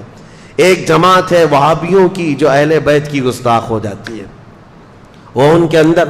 آج ہی میں پڑھ رہا تھا، ایک صاحب نے تاریخ لکھی اور جگہ جگہ انہوں نے یزید کو رضی اللہ عنہ لکھا ہے، صرف اس دشمنی میں اہل بیت کی ہے۔ اور ایک جماعت ایسی ہے جو سارے صحابہ کو گالیاں دیتی ہے اہل بیت کی محبت میں۔ دونوں صحیح نہیں ہے، دونوں صحیح نہیں ہے۔ صحیح مذہب و مسلک وہی ہے جو درمیانی اہل سنت و جماعت کا۔ صحابہ رسول اللہ کے آسمان ہدایت کے تارے ہیں، اور رسول اللہ کے گھر والے اہل بیت نوح علیہ السلام کی کشتی کی مانند ہیں۔ میرے آقا نے فرمایا جو اس کشتی میں سوار ہو گیا وہ نجات پا گیا، جو اس کشتی سے دور ہوا وہ ہلاک ہو گیا۔ ہمارے لیے کشتی بھی ضروری ہے، ہمارے لیے آسمان ہدایت کے تارے بھی ضروری ہیں، یہ دونوں کے ساتھ ہیں۔ اب حضرت ابوبکر صدیق کی خلافت کا دور شروع ہوا۔ پہلا دن تھا، حضرت ابوبکر صدیق نے اعلان فرما دیا اب مسجد نبوی کا پہلا خطبہ خلافت کے بعد کا سنو توجہ سے. سیدنا ابو بکر صدیق رضی اللہ تعالیٰ عنہ فرماتے ہیں اے مسلمانوں اللہ سے ڈرو, کمزوروں پر ظلم نہ کرو اور نہ حق کسی کے ساتھ ظلم کا یا زیادتی کا معاملہ کبھی ہونے نہ پائے. اور یہ خطبے میں آپ نے فرمایا سب کے سب اس بات پر گواہ رہو کہ اگر بال برابر بھی میں رسول اللہ صلی اللہ تعالیٰ علیہ وسلم کے طریقے سے ہٹ کر کے کوئی کام کرتا ہوا نظر آ جاؤں تو تم لوگ اپنی تلواروں سے مجھے سیدھا کر دینا. یہ وقت کا خلیفہ کہہ رہا ہے. حضرت ابو بکر صدیق نے فرمایا اگر میں بال برابر بھی ہٹ جاؤں تو تم اپنی تلواروں سے مجھے سیدھا کر دینا, اور اگر رسول اللہ صلی اللہ تعالیٰ علیہ وسلم کے بتائے ہوئے راستے پر ہی چل رہا ہوں تو تم میری بات کو قبول کر لینا. اور اس کے بعد مسجد نبوی شریف امامت کے لیے آگے بڑھتے ہیں. عزیزان گرامی وقار, آج بھی وہ مصلی امامت موجود ہے جہاں میرے آقا نے امامت فرمائی, وہ مسجد نبوی کا شروع کا حصہ. نبی پاک صلی اللہ تعالیٰ علیہ وسلم کا جو محراب ہے نا, آج بھی وہ مدینے میں ہے مسجد نبوی میں, وہ محراب ویسے ہی ہے. حضرت ابو بکر صدیق جیسے ہی آئے اس محراب کو آپ نے کیا کر دیا, بند کر دیا. جہاں رسول کریم صلی اللہ علیہ وسلم, جیسے یہ محراب ہے, اس محراب کو بند کر کے آپ نے دیوار چندی, ایک دیوار بنائی اور پیچھے آ گئے مصلی لے کر, پیچھے کی طرف آ گئے. لوگوں نے کہا وہ رسول اللہ کا محراب ہے, رسول کریم صلی اللہ تعالیٰ علیہ وسلم کا محراب ہے, آپ نے وہاں پر دیوار لگا دی اور آپ پیچھے مصلی لے کر کے آ گئے. اللہ اکبر, کمال عشق دیکھو. کہتے ہیں میں نہیں چاہتا کہ جہاں رسول اللہ کے قدم ہو میرے قدم ہو, بلکہ میں نے مصلی پیچھے اس لیے ہٹا لیا کہ جب میں سجدے میں جاؤں تو میرا سر وہاں ہو جہاں رسول اللہ کے قدم تھے. بخدا خدا کا یہی ہے در, نہیں اور کوئی مفر مکر, جو وہاں سے ہو یہیں آ کے ہو, جو یہاں نہیں تو وہاں نہیں. اعلیٰ حضرت نے جو فرمایا ہے, حضرت ابو بکر صدیق نے کہا کہ میرا سر وہاں لگے جہاں رسول اللہ کے قدم لگتے تھے, کیونکہ حضور پیچھے کھڑے ہوتے اور پیشانی حضور کی محراب کے اندر ہوتی.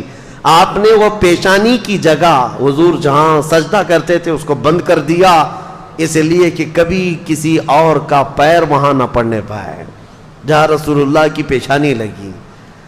یہ خلافت کا دور شروع ہوا تو آپ نے اعلان فرمایا اے لوگوں, صدیق اکبر رضی اللہ تعالیٰ عنہ فرماتے ہیں کہ اے لوگوں دیکھو مدینہ طیبہ میں آج جو حالات پیدا ہو چکے ہیں ان سب کے لیے فوری طور پر کوئی تدبیر اختیار کرنا ضروری ہے. کیا کیا حالات تھے, چیلنجز میں آپ کے سامنے رکھتا ہوں, آپ خود محسوس کر لیں گے کتنا ڈیفیکلٹ تھا ڈیسیزن لینا.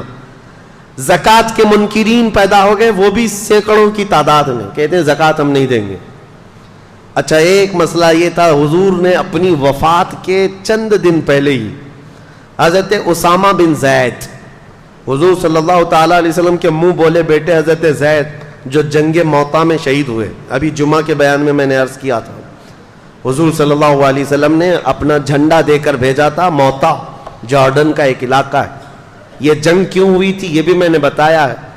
حضور صلی اللہ تعالیٰ علیہ وسلم کے قاصد صحابی حارث بن عمیر یہ روم کے بادشاہ کے پاس خط لے کر کے جا رہے تھے. بیچ میں بلقا کا ایک بادشاہ شرحبیل جس کا نام تھا, اس نے گرفتار کر کے حضور کے اس صحابی کو رسیوں میں باندھ کر ٹکڑے کر کے قتل کیا. تو اب اس قتل کے خلاف ظاہر سی بات ہے حضور صلی اللہ تعالیٰ علیہ وسلم نے صحابہ کو جمع کیا اور 3000 صحابہ کی تعداد بھیج دی, جس میں حضرت زید بن حارثہ تھے, حضور کے منہ بولے بیٹے. ان کے ہاتھ میں جھنڈا دیا اور یہ فرمایا تھا ان کے بعد جعفر طیار جھنڈا لے لیں گے, ان کے بعد عبداللہ بن رواحہ, ان کے بعد مسلمان جس کو منتخب کرے وہ جھنڈا لے, وہ سپہ سالار ہے. اور جنگ موطا میں جیسی پہنچے تھے یہ 3000 صحابہ, رومیوں کی فوج 1 لاکھ کی تعداد کے برابر تھی. یہ صحابہ میں سے کوئی پیچھے ہٹا نہیں, 1 لاکھ سے لڑنے کے لیے تیار بھی ہوئے, لڑ پڑے. اور اس کے بعد حضرت زید بن حارثہ شہید ہو گئے, حضور کے منہ بولے بیٹے اس جنگ میں شہید ہوئے, پہلے شہید. اس کے بعد حضرت جعفر طیار جو حضرت علی کے سگے بھائی ہیں, ان کو رومیوں نے پیٹ سے بیچ میں کاٹ کر 2 ٹکڑے کر دیے تھے. وہ شہید ہوئے. تیسرے حضرت عبداللہ بن رواحہ, یہ بھی شہید ہوئے. حالات بہت سخت تھے جنگ موتا میں. تب سارے صحابہ نے مل کر کے جھنڈا کس کے ہاتھ میں پکڑایا؟ خالد بن ولید کے ہاتھ میں. یہ جنگ تھی پہلی خالد بن ولید کی. اس جنگ موتا میں 9 تلواریں ان کے ہاتھ سے ٹوٹی ہیں, اور اس کے بعد انہوں نے جھنڈا گرنے نہیں دیا تھا. 3000 کی فوج کو لے کر 1 لاکھ سے لڑتے تھے, ایسے لڑتے تھے, صفوں کی صفیں درہم برہم کرتے تھے. شام سے پہلے رومیوں کی طرف سے اعلان ہوا کہ خالد بن ولید ایسا ہو گیا ہے کہ یہ بدکے ہوئے گھوڑے کی طرح صفیں درہم برہم کر رہا ہے, تم سب کے سب پیچھے ہٹ جاؤ اور ان کو جانے دے دو. رومی فوج پوری کی پوری پیچھے ہٹ گئی, اور جتنے مرے اس میں سے وہ چھوڑ کر پوری جنگ میں صرف 8 مسلمان شہید ہوئے تھے. 1 لاکھ لوگوں نے مل کر 3000 کا مقابلہ کیا اور 8 شہید ہوئے تھے. حضرت خالد بن ولید یہ پہلی فتح کر کے واپس لوٹ رہے تھے. جنگ موتا, یہ جنگ موتا 8 ہجری میں ہوئی ہے حضور کے. اس جنگ میں جو شہید ہوئے حضرت زید, ان کا غم تھا حضور کو. ان کے بیٹے اسامہ 19 سال کے جوان تھے. حضور صلی اللہ تعالیٰ علیہ وسلم نے حضرت اسامہ کو سپہ سالار بنایا اور کہا رومیوں کو پھر سے ادھیڑنے کے لیے, ان کو اکھیڑنے کے لیے ایک فوج بھیجی جس میں 10,000 صحابہ جمع تھے. حضرت اسامہ بن زید کو مدینے سے روانہ کر دیا. اسامہ بن زید مدینے سے نکلے ہی تھے کہ حضور کی وفات ہو گئی. حضور کی وفات ہوتی اسامہ بن زید اور یہ پوری فوج ظاہر سی بات ہے مدینے واپس آ گئی. اب مسئلہ یہ تھا کہ حضور کی وفات کے بعد خلافت بھی قائم ہو گئی, حضرت ابوبکر خلیفہ بن گئے. اب کیا کرنا ہے؟ اب مسئلے ایسے تھے کہ ایک طرف مسیلمہ کذاب جھوٹا نبی بننے کا اعلان کر چکا ہے. اسود انسی ایک اور شخص ہے جو نبوت کا دعویٰ کیا. طلحہ بن خویلد ایک ایسا شخص ہے وہ بھی نبوت کا دعویٰ کر بیٹھا ہے. 3 بڑے بڑے دجال ظاہر ہوئے ہیں. ایک طرف زکوٰۃ نہ دینے کی ایک جماعت پیدا ہو گئی, مرتد ہو گئے, اور ایک طرف اسامہ بن زید کی یہ 10,000 کی فوج جو روم جا رہی تھی لڑنے کے لیے. کیا کیا فیصلے لینے ہیں؟ حضرت ابوبکر صدیق اٹھتے ہیں, سیدھے اسامہ بن زید کو کہتے ہیں جو فوج تمہارے ساتھ جانے والی تھی سب کو تیار کرو. اور اس کے بعد اسامہ بن زید کو گھوڑے پر بٹھایا. یہ فوج وہیں جائے گی جہاں رسول اللہ نے بھیجا تھا. حالات ایسے تھے کہ فوج اتنی بڑی بھیجنے کے جیسے حالات نہیں تھے. یہاں تک کہ لوگ سب آ کر کے کہنے لگے خلیفہ اسلام ابھی حالات ایسے نہیں ہے کہ آپ 10,000 کی فوج مدینے سے بھیج دیں گے, حضور کی وفات ہوئی ہے, اچانک مدینے پر کچھ ہو گیا تو کیا کریں گے, اتنی بڑی فوج جا رہی ہے. حضرت ابوبکر صدیق نے کہا قسم رب ذوالجلال کی میری جان بھی چلی جائے میں اس فوج کو واپس نہیں کر سکتا جس کو رسول اللہ نے بھیجا ہے. اسامہ بن زید کو بٹھا دیا گھوڑے پر اور ان کے گھوڑے کی رسی خود پکڑ کر کے جانے لگے. یہ حضرت ابوبکر صدیق ہے, گھوڑے کی رسی خود پکڑ کر کے نکلے. اسامہ بن زید کی عمر 19 سال کی ہے, صدیق اکبر کی عمر 60 سال کی ہے. 60 سال کا خلیفہ رسول گھوڑے کی رسی پکڑ کر چل رہا ہو. اسامہ بن زید گھوڑے سے اچھل کر نیچے آ گئے. کہا اے خلیفہ اسلام, اے جانشین رسول, آپ چلیں اور میں بیٹھوں, گوارا نہیں. حضرت ابوبکر صدیق نے کہا بیٹھ جاؤ اسامہ, اس گھوڑے کی پشت پر دنیا کی دولت نے نہیں میرے رسول نے تجھے بٹھایا ہے, تجھے کوئی نہیں اتار سکتا, بیٹھ جاؤ. پھر کہا آپ رسی پکڑ کر کیوں چل رہے ہیں؟ کہا خلافت کی ذمہ داریاں ایسی آ گئیں کہ مدینے کی سیکیورٹی بھی ہے, ان دجالوں سے مقابلہ بھی ہے, منکرین زکوٰۃ سے بھی لڑنا ہے. خواہش تو میری یہ تھی کہ تمہاری فوج میں میں بھی شریک ہو جاتا, میں بھی چلا جاتا, رسول اللہ نے بھیجا ہے, لیکن خلافت کی ذمہ داریوں کی وجہ سے میں تمہارے ساتھ جنگ پر جا نہیں سکتا. میں کم از کم تمہاری رسی پکڑ کر مدینے سے باہر تک تو جا سکتا ہوں تاکہ کل قیامت کے دن ان مجاہدین کا نام پکارا جائے تو گھوڑے کی رسی پکڑنے والوں میں میرا بھی نام آ جائے. عزیزان گرامی, نیکی چھوٹی ہو کہ بڑی ہو, ابوبکر صدیق چھوڑتے نہیں تھے. صحابہ میں یہ بات تھی کہ حضرت ایک بار حضور صلی اللہ تعالیٰ علیہ وسلم مجلس میں کہہ رہے تھے صبح ہی فجر کی نماز کے بعد ٹائم کتنا ہوا ہوگا, حضور نے اعلان کیا کوئی ہے جس میں آج کسی بیمار کی عیادت کر کے آیا ہو؟ صحابہ کی جماعت، حضرت ابوبکر کھڑے ہوئے، کہا میں عیادت کر کے آیا ہوں۔ تھوڑی دیر کے بعد حضور صلی اللہ تعالیٰ علیہ وسلم نے پھر دوسرا سوال فرمایا کوئی ہے جو آج ایک غلام آزاد کر کے آیا ہو؟ حضرت ابوبکر کھڑے ہو گئے۔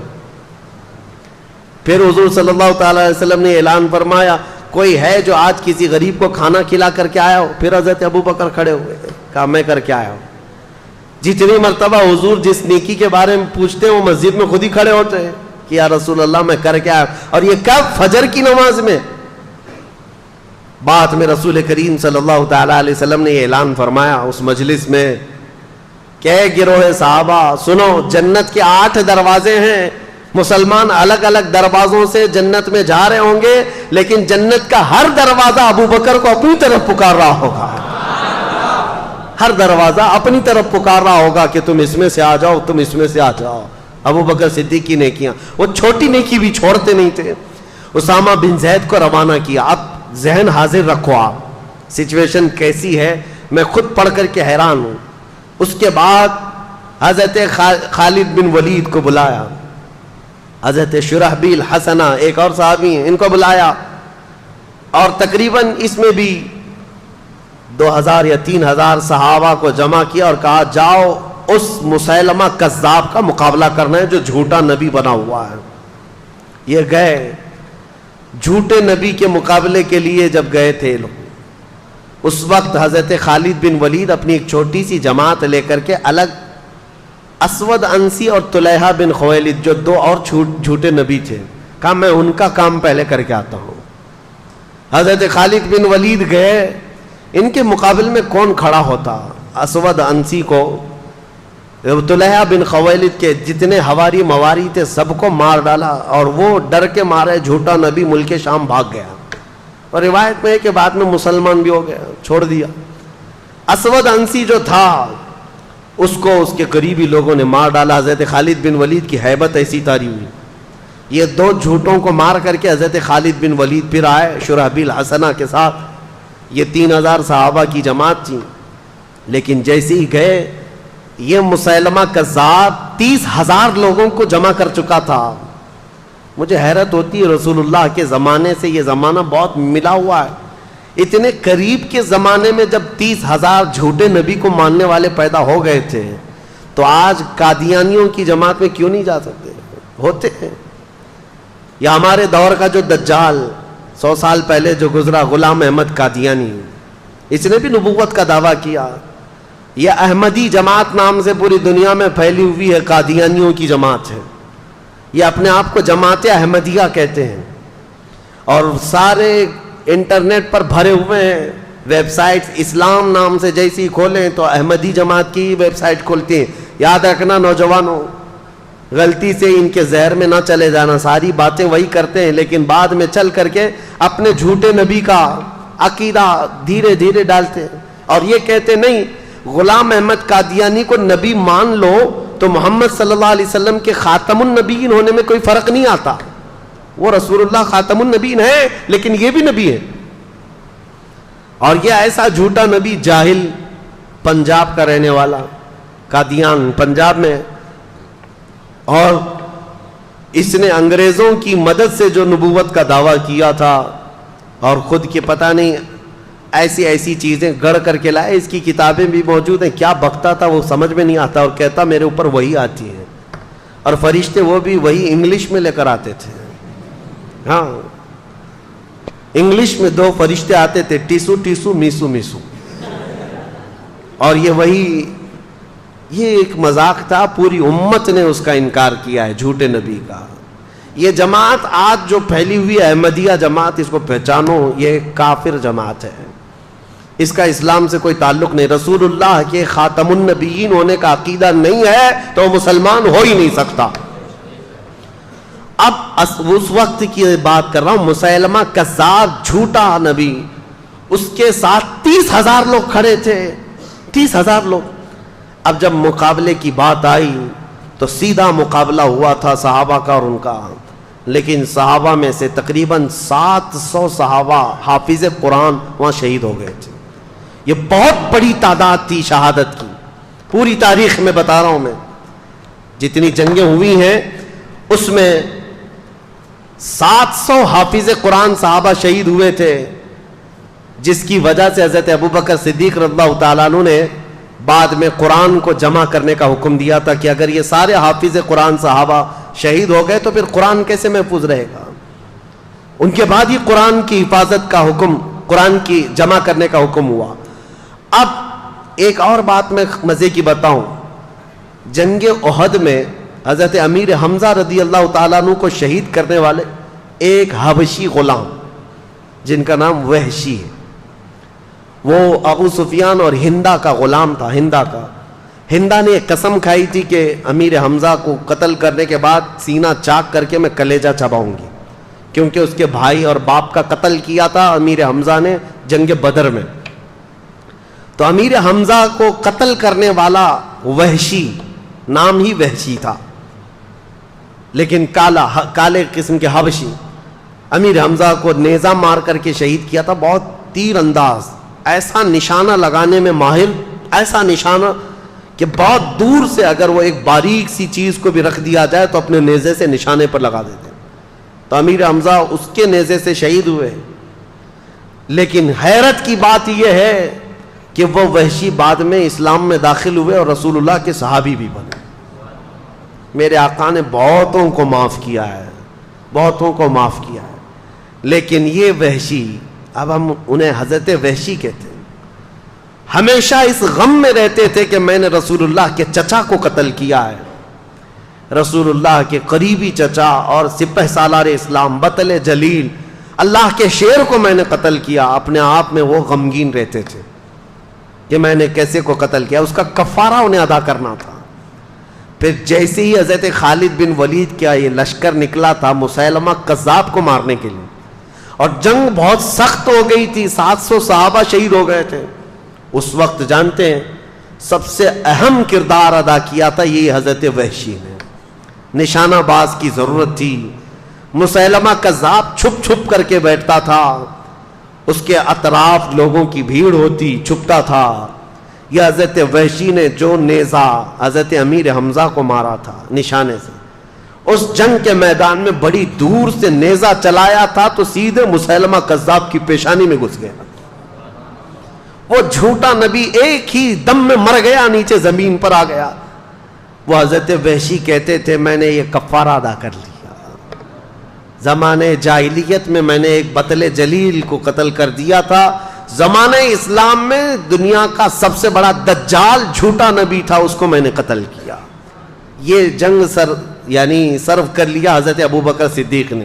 اب سنیے، حالات ایسے تھے کہ ایک طرف حضرت خالد بن ولید مسیلمہ کذاب سے لڑنے کے لیے گئے ہیں، ایک طرف حضرت اسامہ بن زید 10,000 کا لشکر لے کر رومیوں سے لڑنے گئے، ان کے باپ کا بدلہ بھی لینا تھا، رومیوں سے لڑنے کے لیے گئے. اور تیسری طرف زکوٰۃ کے منکرین جو تھے وہ کہہ رہے تھے ہم زکوٰۃ نہیں دیں گے. حضرت ابوبکر صدیق سارے صحابہ جو موجود تھے، اکثر تو جا چکے 2 جنگوں میں بلکہ کئی جنگوں میں، خود حضرت ابوبکر موجود ہیں اور کچھ صحابہ تھے. کہا کہ اٹھو، وہ زکوٰۃ کے جو منکرین ہیں ان سے ہم جا کر لڑیں گے. حضرت عمر نے کہا کیا پورا مدینہ خالی کر دو گے آپ؟ خلافت پہ ابھی آئے بیٹھے ہیں اور آنن فانن آپ ساری لڑائیاں، ادھر بھی ادھر بھی وہ بھی یہ بھی، یہ زکوٰۃ کے جو منکرین ہیں ان کو بعد میں نپٹ لیں گے. صدیق اکبر نے کیا کہا جانتے ہو؟ اے عمر، اسلام سے پہلے جو تمہارے اندر شدت تھی، جو جلال تھا، وہ کہاں چلا گیا؟ دین اور ایمان کے متعلق تمہارا غضب ٹھنڈا کیوں ہو گیا؟ اور پھر کہتے ہیں سارے مدینے والے آ کر مجھے روک دیں کہ یہ منکرین زکوٰۃ سے لڑنا نہیں چاہیے. کہتے ہیں قسم خدا کی، وہ ایک بکری کا بچہ بھی جو زکوٰۃ میں پہلے دیتے تھے، اگر وہ بھی ان لوگوں نے دبا کر کے رکھ لیا تو یہ ابو بکر ان سے لڑتا رہے گا چاہے مدینے والوں کے چھتڑے اڑ جائیں. کیوں؟ اس کو ہلکے میں نہیں لیتے تھے. کہا آج انہوں نے زکوٰۃ کا انکار کیا، کل نمازوں کا انکار کریں گے، اس کے بعد پھر وہ دین اسلام کی بنیادوں کو ہلا دیں گے. یہ ہوتی ہے خلافت کی اہم ذمہ داری کو سمجھنا. برائی جب شروع ہو تو اس کے ناکے پر ہی روک لگا دینا چاہیے. یہ نہیں کہ بڑھنے کے بعد دیکھیں گے مقابلہ کر کے روک لیں گے، نہیں. حضرت ابوبکر صدیق نے منکرین زکوٰۃ سے لڑنے کے لیے بھی صحابہ کو بھیج دیا، اور یہ تینوں محاذ پر گئے ہوئے صحابہ کوئی بھی ناکام واپس نہیں لوٹا، کوئی ناکام نہیں لوٹا.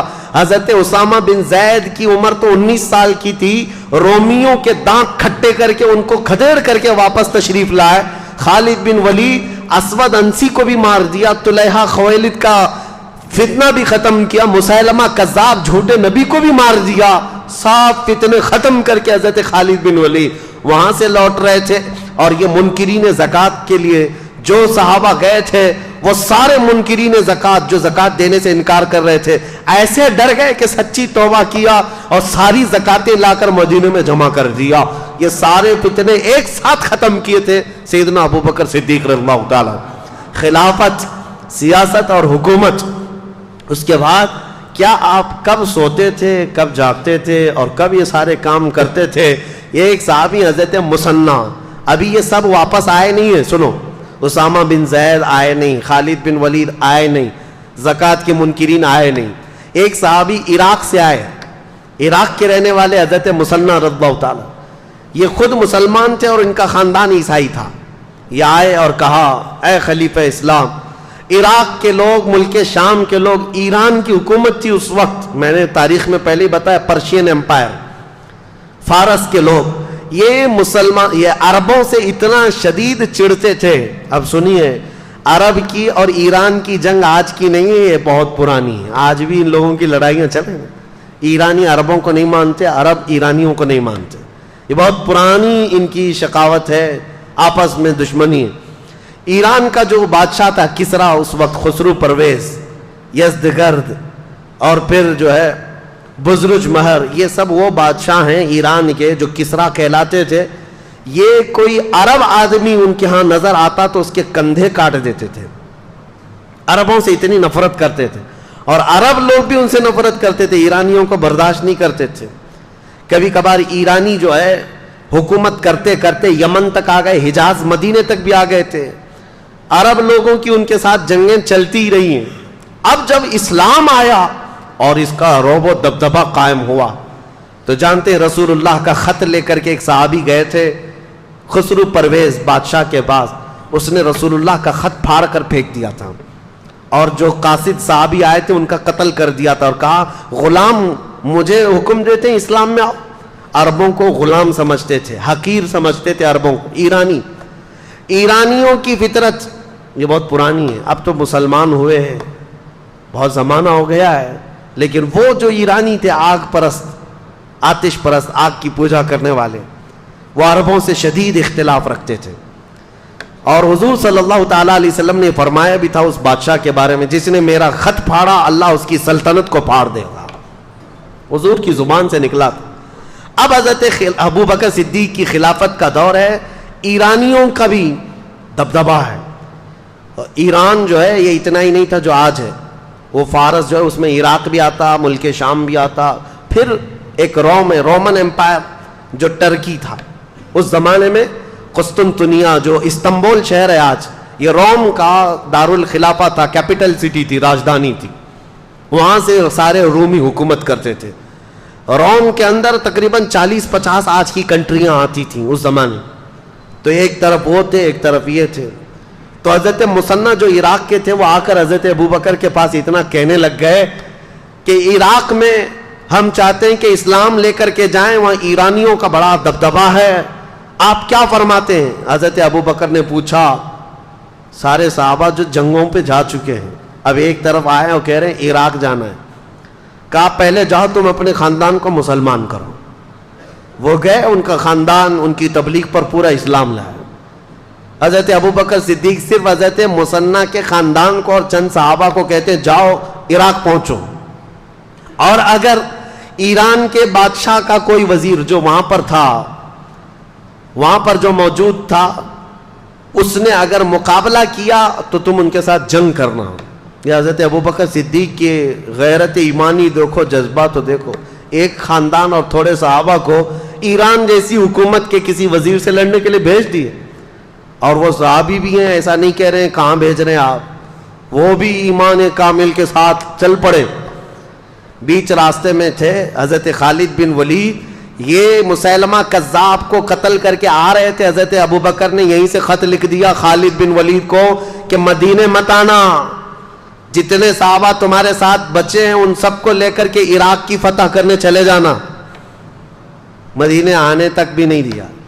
حضرت خالد بن ولید خط کو چومتے ہیں اور وہیں سے عراق چل پڑتے ہیں. ان میں سے کوئی ایک نے بھی یہ نہیں کہا گھر جائیں گے آرام کریں گے. حضرت خالد بن ولید اپنے صحابہ جتنے تھے بچے ہوئے ان کو لے کر حضرت مثنیٰ کے ساتھ جمع ہو گئے اور عراق کی طرف چل پڑے. اللہ اکبر. میں اب یہ ساری چیزیں بیان بھی نہیں کر پاؤں گا، اتنی فتوحات حضرت خالد بن ولید کی ہیں، نام یاد نہیں رہ جاتے. جاتے ساتھ آپ نے عراق کی سرحد پر داخلہ کیا، اور جو وہاں کا باج گزار تھا، جو بادشاہ بنا ہوا عراق کا تھا، وہ ایران کا باج گزار، ایران کا وزیر تھا، وہ بھی کٹر آتش پرست. اس کو سیدھے حضرت خالد بن ولید نے یہ پیغام بھیجا، اسلام لاؤ، امن کے ساتھ رہو، یا تو پھر ہمیں ٹیکس دو، یا ہماری حکومت کو تسلیم کرو، یا ہمارے ساتھ جنگ کرو، اس لیے کہ تم نے ہمارے عربوں کو بہت مارا ہے، مسلمانوں کو بہت مارتے ہو. جیسے حضرت خالد بن ولید کا یہ خط پہنچا تو عراق کا جو باج گزار تھا وہ حیرت میں آیا، کہا مسلمانوں کی اتنی ہمت کہ یہاں تک آ گئے. اور اس نے ایران کے بادشاہ کو خط لکھ کر کے بھیجا کہ ایک لشکر آیا ہے مسلمانوں کا. خط تو بھیجا لیکن خود اپنی فوج لے کر لڑنے کے لیے آ گیا دریائے فرات کے قریب. اور حضرت خالد بن ولید نے اپنے صحابہ کو اتارا میدان میں. 2 دن کی جنگ چلی تھی کہ اس وزیر کو ہی قتل کر ڈالا. علاقہ پورا پرچم اسلام سے لہرایا.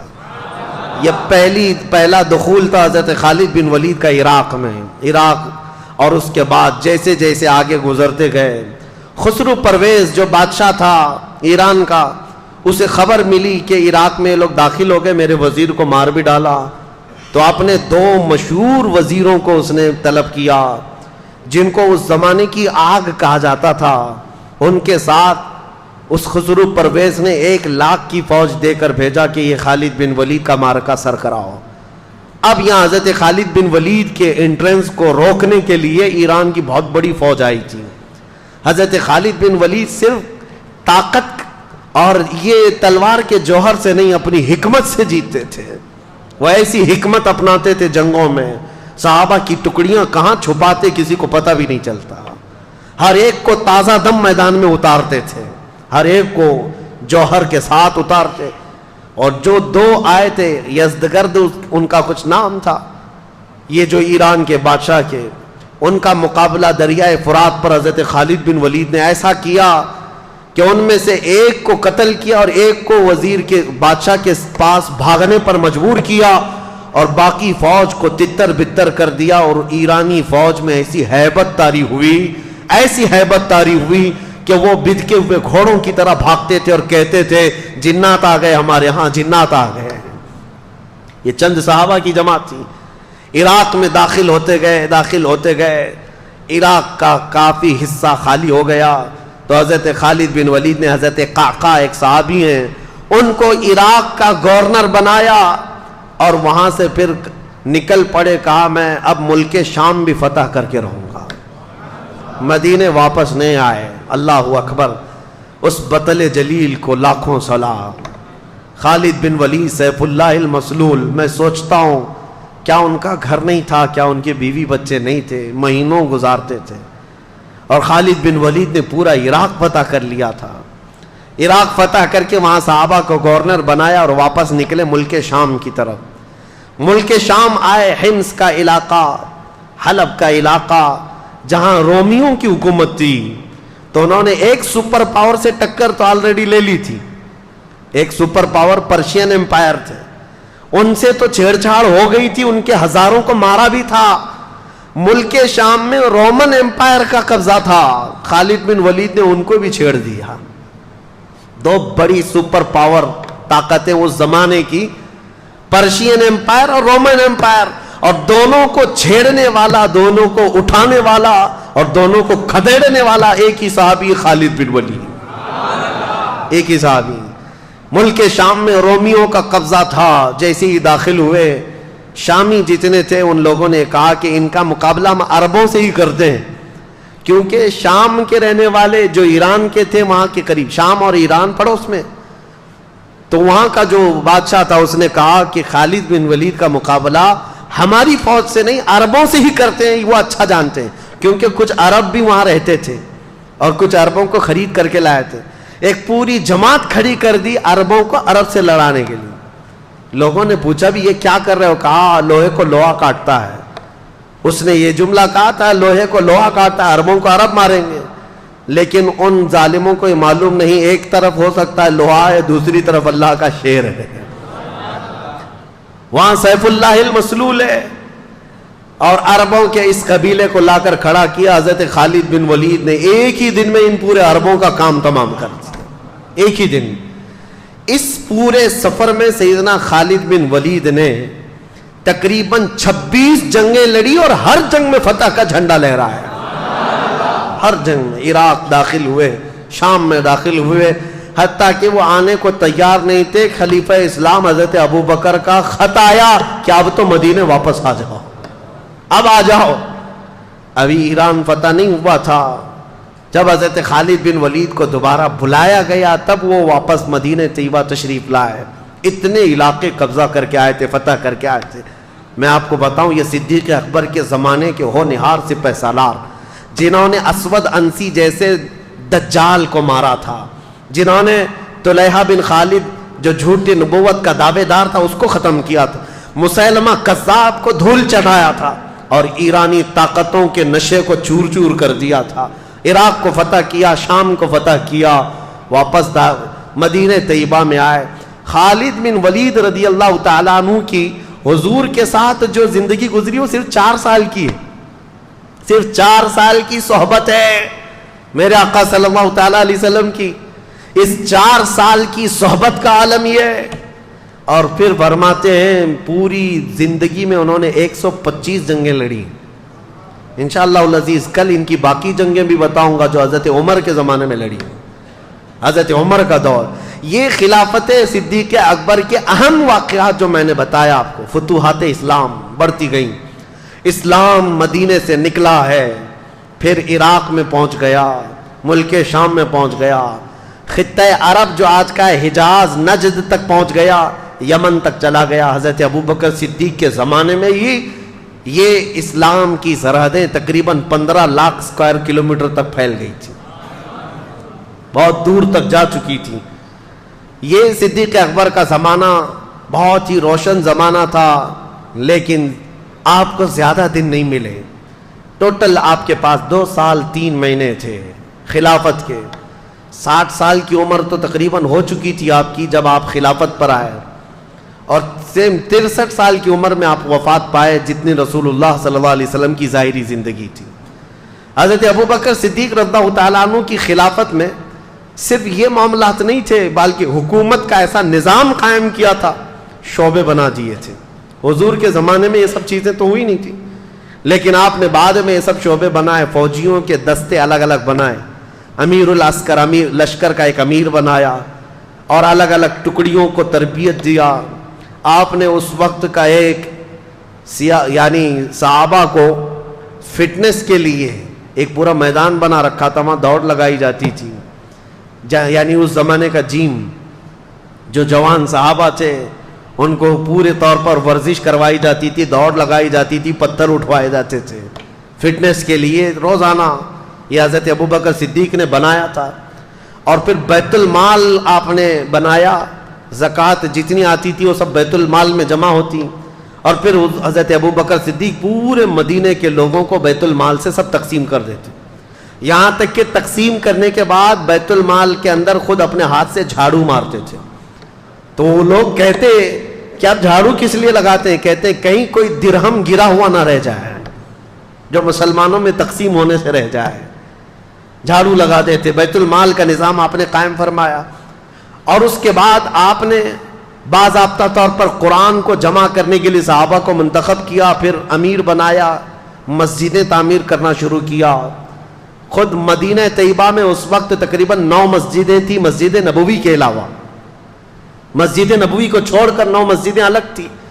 اور پھر غربا مساکین کا خیال اور خود کی زندگی کا اللہ اکبر یہ حال تھا۔ خلافت 2 سال 3 مہینے 4 دن کے قریب چلی، اور بالکل روشن خلافت جس میں سیدنا عمر فاروق، حضرت عثمان غنی، حضرت علی کرم اللہ وجہ الکریم سبوں نے حصہ لیا ہے، اور اسلام کو پورے دور دراز تک پھیلانے میں ہر صحابی نے بڑا کردار ادا کیا۔ حضرت ابو بکر نے ابی بن کعب کو امامت کے لیے مقرر کیا، قرآن سکھانے کے لیے حضور صلی اللہ علیہ وسلم نے ان کے لیے فرمایا تھا، ان کو امام بنایا گیا۔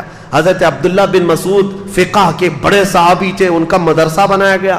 حضرت ابو ہریرہ جو حضور کی حدیثوں کے حافظ تھے، ان کو حدیثیں بیان کرنے کے لیے یہ سارے صحابہ اکرام کی جماعتیں الگ الگ تھیں، ڈپارٹمنٹ بنائے، باضابطہ حکومت کا ایک شعبہ، اسلام کی اسٹیبلشمنٹ جو ہوئی، خلافت کا دور یہاں چلا۔ خلافت جو ہے، اب لوگ یہ کہتے ہیں خلافت میں اور جمہوریت میں فرق کیا ہے؟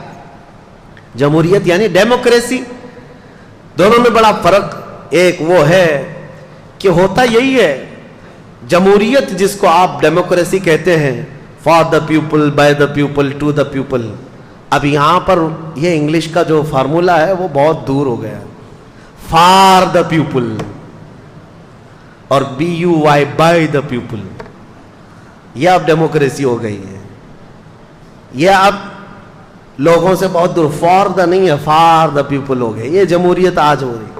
یہاں پر جو ڈیموکریسی ہے اس میں یہ کہا تو جاتا ہے لوگوں سے، لوگوں کے لیے، لوگ ہی حکومت کریں گے، صحیح ہے، یہی ہے، یعنی آپ منتخب کریں گے، آپ اپنا امیر بنائیں گے، آپ اپنا وزیر بنائیں گے، اور جس کو بنائیں گے وہ لوگوں کے لیے، اگرچہ آپ نہیں بنا پاتے، ابھی تک نہیں، ایسا کوئی بنا ہی نہیں جو ہمارے لیے ہو، وہ سب اپنے خزانے جمع کرنے کے لیے ہوتا ہے، جس کو بھی بٹھاؤ یہاں پر تخت پر وہ سب سے بڑا چور نکلتا ہے، اور سب سے کہتا رہا نہ کھاؤں گا نہ کھانے دوں گا۔ یہ اور بات ہے کہ میرے عزیزو اس طرح کے نعرے ڈیموکریسی میں سننے کو ملتے ہیں، صدیق اکبر کے زمانے خلافت کو کیا کمپیئر کر سکتے؟ خلافت کیا ہے؟ خلافت میں اور جمہوریت میں فرق یہ ہے کہ یہاں لوگ قانون بناتے ہیں، جمہوریت میں کیا ہوتا ہے؟ قانون کون بناتے ہیں؟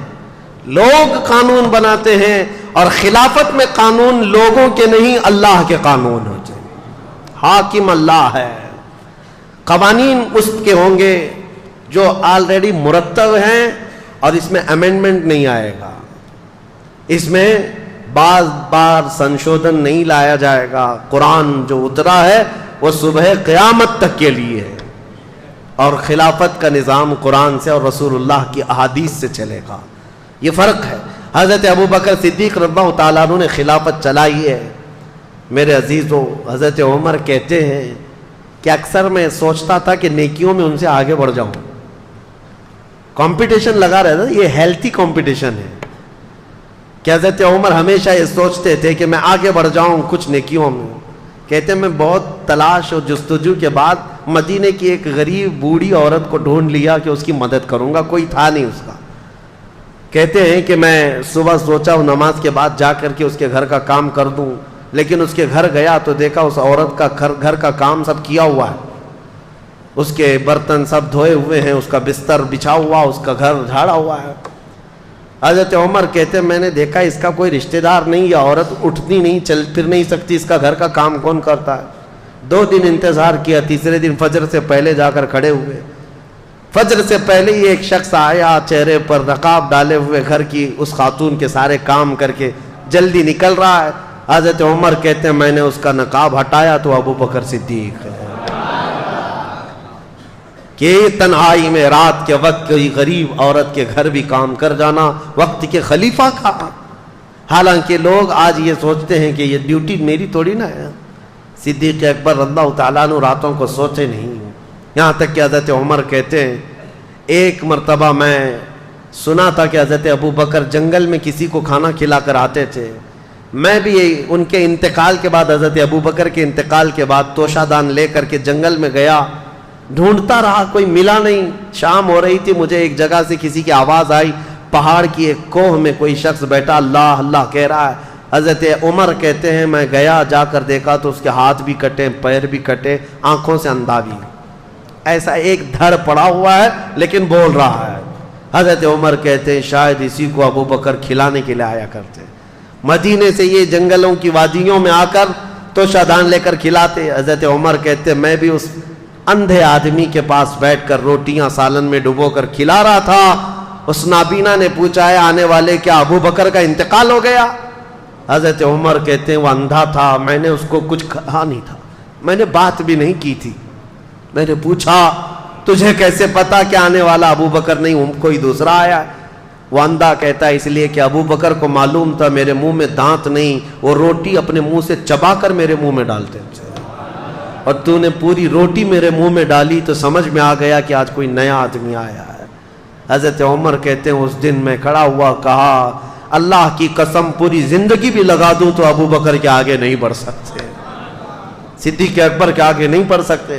حضرت عمر یہ کہتے بھی تھے حضرت ابو بکر سے کہ ابو بکر میری زندگی کی پوری نیکیاں لے لو, پوری نیکیاں لے لو, وہ ایک رات مجھے دے دو جو غار ثور میں رسول اللہ کے ساتھ گزاری تھی, وہ ایک رات دے دو. وہ ظاہر سی بات ہے میرے عزیزوں, صدیق اکبر ہجرت کے وقت ساتھ ہیں رسول کریم صلی اللہ تعالیٰ علیہ وسلم. جان حدیثیں آج بھی اٹھاؤ, بخاری شریف مسلم شریف حدیثوں میں آپ پڑھیں گے کہ رسول کریم صلی اللہ تعالیٰ علیہ وسلم فلاں جگہ تشریف لائے, ابو بکر ساتھ میں تھے, عمر ساتھ میں تھے. پہاڑ پر گئے احد پر, رسول اللہ اور ساتھ میں ابو بکر تھے, عمر تھے. جہاں جہاں دیکھو حدیثوں میں ابو بکر ساتھ ہیں, عمر ساتھ ہیں, یہ حدیثوں میں موجود ہے. اور صدیق اکبر رضی اللہ تعالیٰ عنہ کا زمانہ خلافت پورے مدینے والوں کے لیے ایسا خوشگوار زمانہ تھا. ٹھنڈیوں کے دن آئے, جاڑے کے دن تھے. صدیق اکبر رضی اللہ تعالیٰ عنہ نے ٹھنڈے پانی سے غسل کر لیا, جاڑا لگ گیا, سردی پکڑ لی.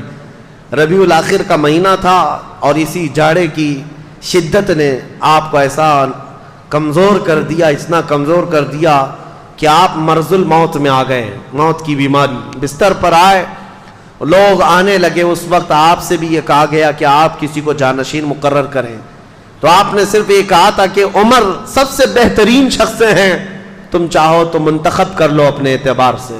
صدیق اکبر رضی اللہ تعالیٰ عنہ 13 ربیع الثانی 13 ربیع الاخر کو اس دار فانی سے کوچ کر گئے.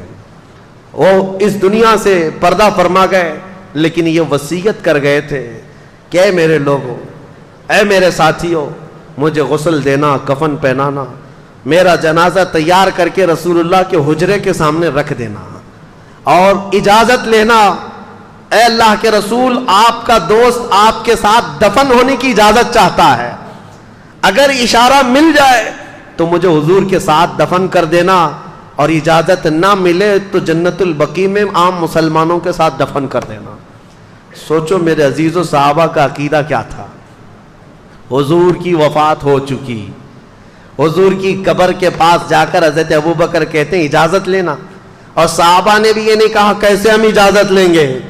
پتہ چلا صحابہ کا بھی عقیدہ وہی تھا, تو زندہ ہے واللہ, تو زندہ ہے واللہ, میری چشم عالم سے چھپ جانے والے چمک تجھ سے پاتے ہیں, سب پانے والے میرا دل بھی چمکا دے, چمکانے والے.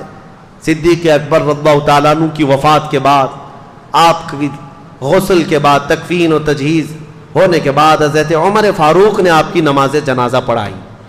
حضرت عمر فاروق رضی اللہ تعالیٰ عنہ نے نماز جنازہ پڑھائی, اور اس کے بعد جنازہ لا کر رسول پاک صلی اللہ تعالیٰ علیہ وسلم کے حجرے کے سامنے رکھا گیا, اور پکار کر کے حضرت عبد الرحمن حضور صلی اللہ تعالیٰ علیہ وسلم کی بارگاہ میں عرض کرتے یا رسول اللہ علیہ الصلاۃ والسلام, آپ کا خلیل آپ کے ساتھ دفن ہونے کی اجازت چاہتا ہے. ابھی صحابہ موجود تھے, وہ باہر کھڑے ہو کر عرض کر رہے تھے, اچانک حجرے رسول کے دروازے کی چٹخنی کھلی, دروازہ خود سے کھل گیا, آواز آئی ادخل الحبیب الی الحبیب, حبیب کو حبیب کے ساتھ داخل کر دو. صدیق اکبر رضی اللہ تعالیٰ عنہ کو باضابطہ اندر داخل کر کے حضور کے پہلو میں, جہاں سے حضور کا شانہ شروع ہوتا ہے, قبر بنائی گئی, لحد بنائی گئی, اور صدیق اکبر رضی اللہ تعالیٰ عنہ کو اس قبر انور میں دفن کیا گیا. سلام ہو اس تربت انور پر جس نے سب سے پہلے اسلام قبول کیا, جس نے سب سے پہلے رسول اللہ کا دامن تھاما, اور ہر گھڑی ایک جنگ ایسی نہیں، ایک جہاد ایسا نہیں جس میں صدیق اکبر کبھی پیچھے رہے ہوں۔ صحابہ کہتے ہیں، حضرت علی کرم اللہ وجہہ الکریم کہتے ہیں، وہ بڑے بہادر بطل جلیل کہتے ہیں جنگ بدر میں ایسے حالات پیش آ گئے تھے کہ ہم لڑنے کو تو تیار تھے ہر کوئی، لیکن رسول اللہ کی حفاظت کا مسئلہ سب سے بڑا سخت تھا۔ سب صحابہ اس سے ڈرے ہوئے تھے کہ صحابہ میں سے کون ہے جو رسول اللہ کی حفاظت کے لیے کھڑا ہوگا، کیونکہ اگر ان کے ہوتے ہوئے حضور کی تک ایک تیر بھی پہنچ گیا تو صبح قیامت تک اس صحابی کا نام لیا جائے گا۔ ان کے ہوتے ہوئے رسول اللہ کو تیر پہنچا تھا۔ صحابہ اس ذمہ داری سے ڈرے ہوئے تھے۔ حضرت علی کرم اللہ وجہہ الکریم کہتے ہیں بدر کے اس میدان میں سب صحابہ جہاں ڈرے تھے، سب سے پہلے آگے آنے والے حفاظت مصطفیٰ کے لیے وہ صدیق اکبر کی ذات تھی۔ کہا میں آگے رہوں گا۔ حضرت ابوبکر صدیق بدر کے میدان میں حضور کے محافظ بن کر ڈیفنس کے طور پر ایسے کھڑے تھے۔ عزیزان گرامی، یہ ایک وقت نہیں، ہجرت کا سفر یاد کرو۔ جب مکہ سے ہجرت کر کے مدینے میرے آقا جا رہے ہیں، غار ثور میں سانپ سے اپنے آپ کو ڈسوا لیا لیکن پیر نہیں ہٹایا، جان جانے کے قریب تھی لیکن حضور کی نیند ان کو عزیز تھی۔ اور سفر میں جب چل رہے تھے کبھی حضور کے آگے جاتے، کبھی پیچھے جاتے، کبھی دائیں کبھی بائیں۔ حضور نے پوچھا ابوبکر یہ کیا کر رہے ہو؟ راستے میں چل رہے ہو، کبھی آگے جاتے ہو، کبھی پیچھے، کبھی دائیں کبھی بائیں۔ صدیق اکبر کہتے ہیں یا رسول اللہ دشمنوں کے حملے کا مجھے خوف ہے، کبھی تیر سے ادھر نہ آ جائے، کبھی ادھر سے تیر نہ آ جائے، کبھی ادھر سے نہ آ جائے۔ بار بار ڈر کر کے چاروں طرف حضور کے گھومتے تھے کہ کوئی تیر آئے تو حضور تک نہیں پہلے مجھے لگ جائے۔ حضور کی حفاظت کا اس قدر خیال کرنے والا مسلمانوں کا عظیم خلیفہ، اور پھر جانتے ہو مدینہ قریب آ رہا تھا ہجرت کے وقت، ان کی وہ ادا مجھے بڑی عجیب لگتی ہے، بڑی بھا جاتی ہے، کسی کی سوچ وہاں تک نہیں جاتی۔ حضور کے ساتھ صدیق اکبر آ رہے مدینے میں، مدینے والے بے تاب تھے، بے قرار تھے حضور کا استقبال کرنے کے لیے، پورے اونچے ٹیلے پر کھڑے ہو گئے تھے ثنیۃ الوداع کی گھاٹی میں، بچیاں ہیں، جوان ہیں، بوڑھے ہیں، حضور کی ایک جھلک دیکھنے کے لیے کھڑے تھے۔ اور جب ابوبکر صدیق اور رسول اللہ مدینے کے قریب تر آنے لگے، صدیق اکبر نے کیا کیا؟ اپنا جبہ اتار دیا، اپنا جبہ اتار کر کے اونچا کر کے رسول اللہ پر سایہ کرنے لگ گئے۔ حضور صلی اللہ تعالی علیہ وسلم پر کپڑا اس طرح سایہ کر کے چلنے لگے۔ پورے سفر میں تو یہ نہیں کیا، مدینہ دکھنے لگا تو جبہ اٹھا کر سایہ کرنے لگ گئے۔ حضور نے پوچھا اے ابو بکر یہ کیا کر رہے ہو؟ صدیق اکبر کا ایمان دیکھو، کہتے ہیں یا رسول اللہ مدینے والے نئے لوگ ہیں، ابھی انہوں نے آپ کو دیکھا نہیں، کہیں انجان میں مجھ جیسے غلام کو وہ رسول نہ سمجھ لیں، میں اپنا جبہ اٹھا کر آپ پر سایہ اس لیے کر رہا ہوں تاکہ دنیا ہمیشہ پہچانے غلام غلام ہوتا ہے، رسول اللہ کے ساتھ یہ چل رہا ہے۔ میرے عزیزوں، صدیق اکبر کا یہ ایمان، یہ جذبہ، یہ ہزاروں فضیلتیں ہیں۔ میں آج ان کی خلافت کا اصل دور، ان کی خلافت کی فتوحات عرض کرنے آیا تھا۔ تاریخ خلافت جس دن سے قائم ہوئی اور ان کی وفات تک 2 سال 3 مہینے 4 دن، یہ ایسا سنہرا دور تھا کہ آج بھی تاریخ میں رقم ہے۔ اپنے تو اپنے، غیروں نے بھی اس کا اقرار کیا ہے۔ ابو بکر اور عمر جیسی خلافت دنیا میں دیکھی ہی نہیں گئی ہے۔ حضرت ابو بکر صدیق رضی اللہ تعالیٰ عنہ کی وفات کے بعد جو حالات پیش آئے میرے عزیزوں وہ بہت عظیم حالات ہیں، کیونکہ حضرت عمر کا دور آنے والا ہے۔ لیکن اتنی بات میں عرض کروں گا، صدیق اکبر کی خلافت کا دور ختم ہونے کے بعد ہماری تقریر آج اس بات پر ختم ہوتی ہے ایسے نکمے ان کو کیا خراج عقیدت پیش کرے۔ آج مجھے افسوس ہوتا ہے ان بدبخت کیڑوں پر جو صدیق اکبر پر انگلی اٹھاتے ہیں، کبھی ان کی خلافت پر، کبھی ان کی سیادت پر، کبھی ان کی عمارت پر۔ یاد رکھو آج لوگ کسی نہ کسی طرح تمہارے محلوں میں داخل ہو کر کے الگ الگ شوشے چھوڑ رہے ہیں، ان کا پہلا نمبر، ان کا پہلا نمبر نہیں۔ رسول اللہ کے بعد پوری امت میں سب سے افضل کوئی ہے وہ صدیق اکبر کی ذات ہے۔ یہی عقیدہ ہر سنی کا ہونا چاہیے۔ اب ان کی فضیلت میں ایک ہی جملہ کافی ہے، ایک جملہ کافی ہے، میرے آقا کا فرمان۔ میں کیا بیان کروں، خود رسول اللہ فرماتے ہیں اپنے آخری دور میں، حضور فرماتے ہیں میرے ساتھ جتنے لوگوں نے اچھا سلوک کیا تھا، جتنے لوگوں نے میرے ساتھ احسان کیا تھا، میں نے سب کے احسان کا بدلہ چکا دیا سوائے ابو بکر صدیق کے۔ حضور فرماتے ہیں ابو بکر صدیق کے احسان کا بدلہ میں نہیں دیا، یہ میرے آقا نے فرمایا۔ خود رسول اللہ نے فرمایا اب امت کیا بدلہ چکا سکے گی. اسی لیے میں کہتا ہوں صدیق اکبر کی ذات ایسی ہے جن کا احسان پوری امت پر صبح قیامت تک رہے گا. پوری امت پر ہے. سلام ہو اس تربت انور پر, کروڑوں رحمتیں نازل ہوں صدیق اکبر کی ذات پر.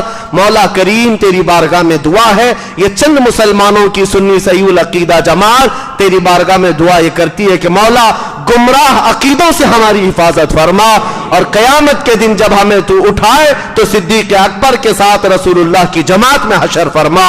وآخر دعوانا ان الحمدللہ رب العالمین.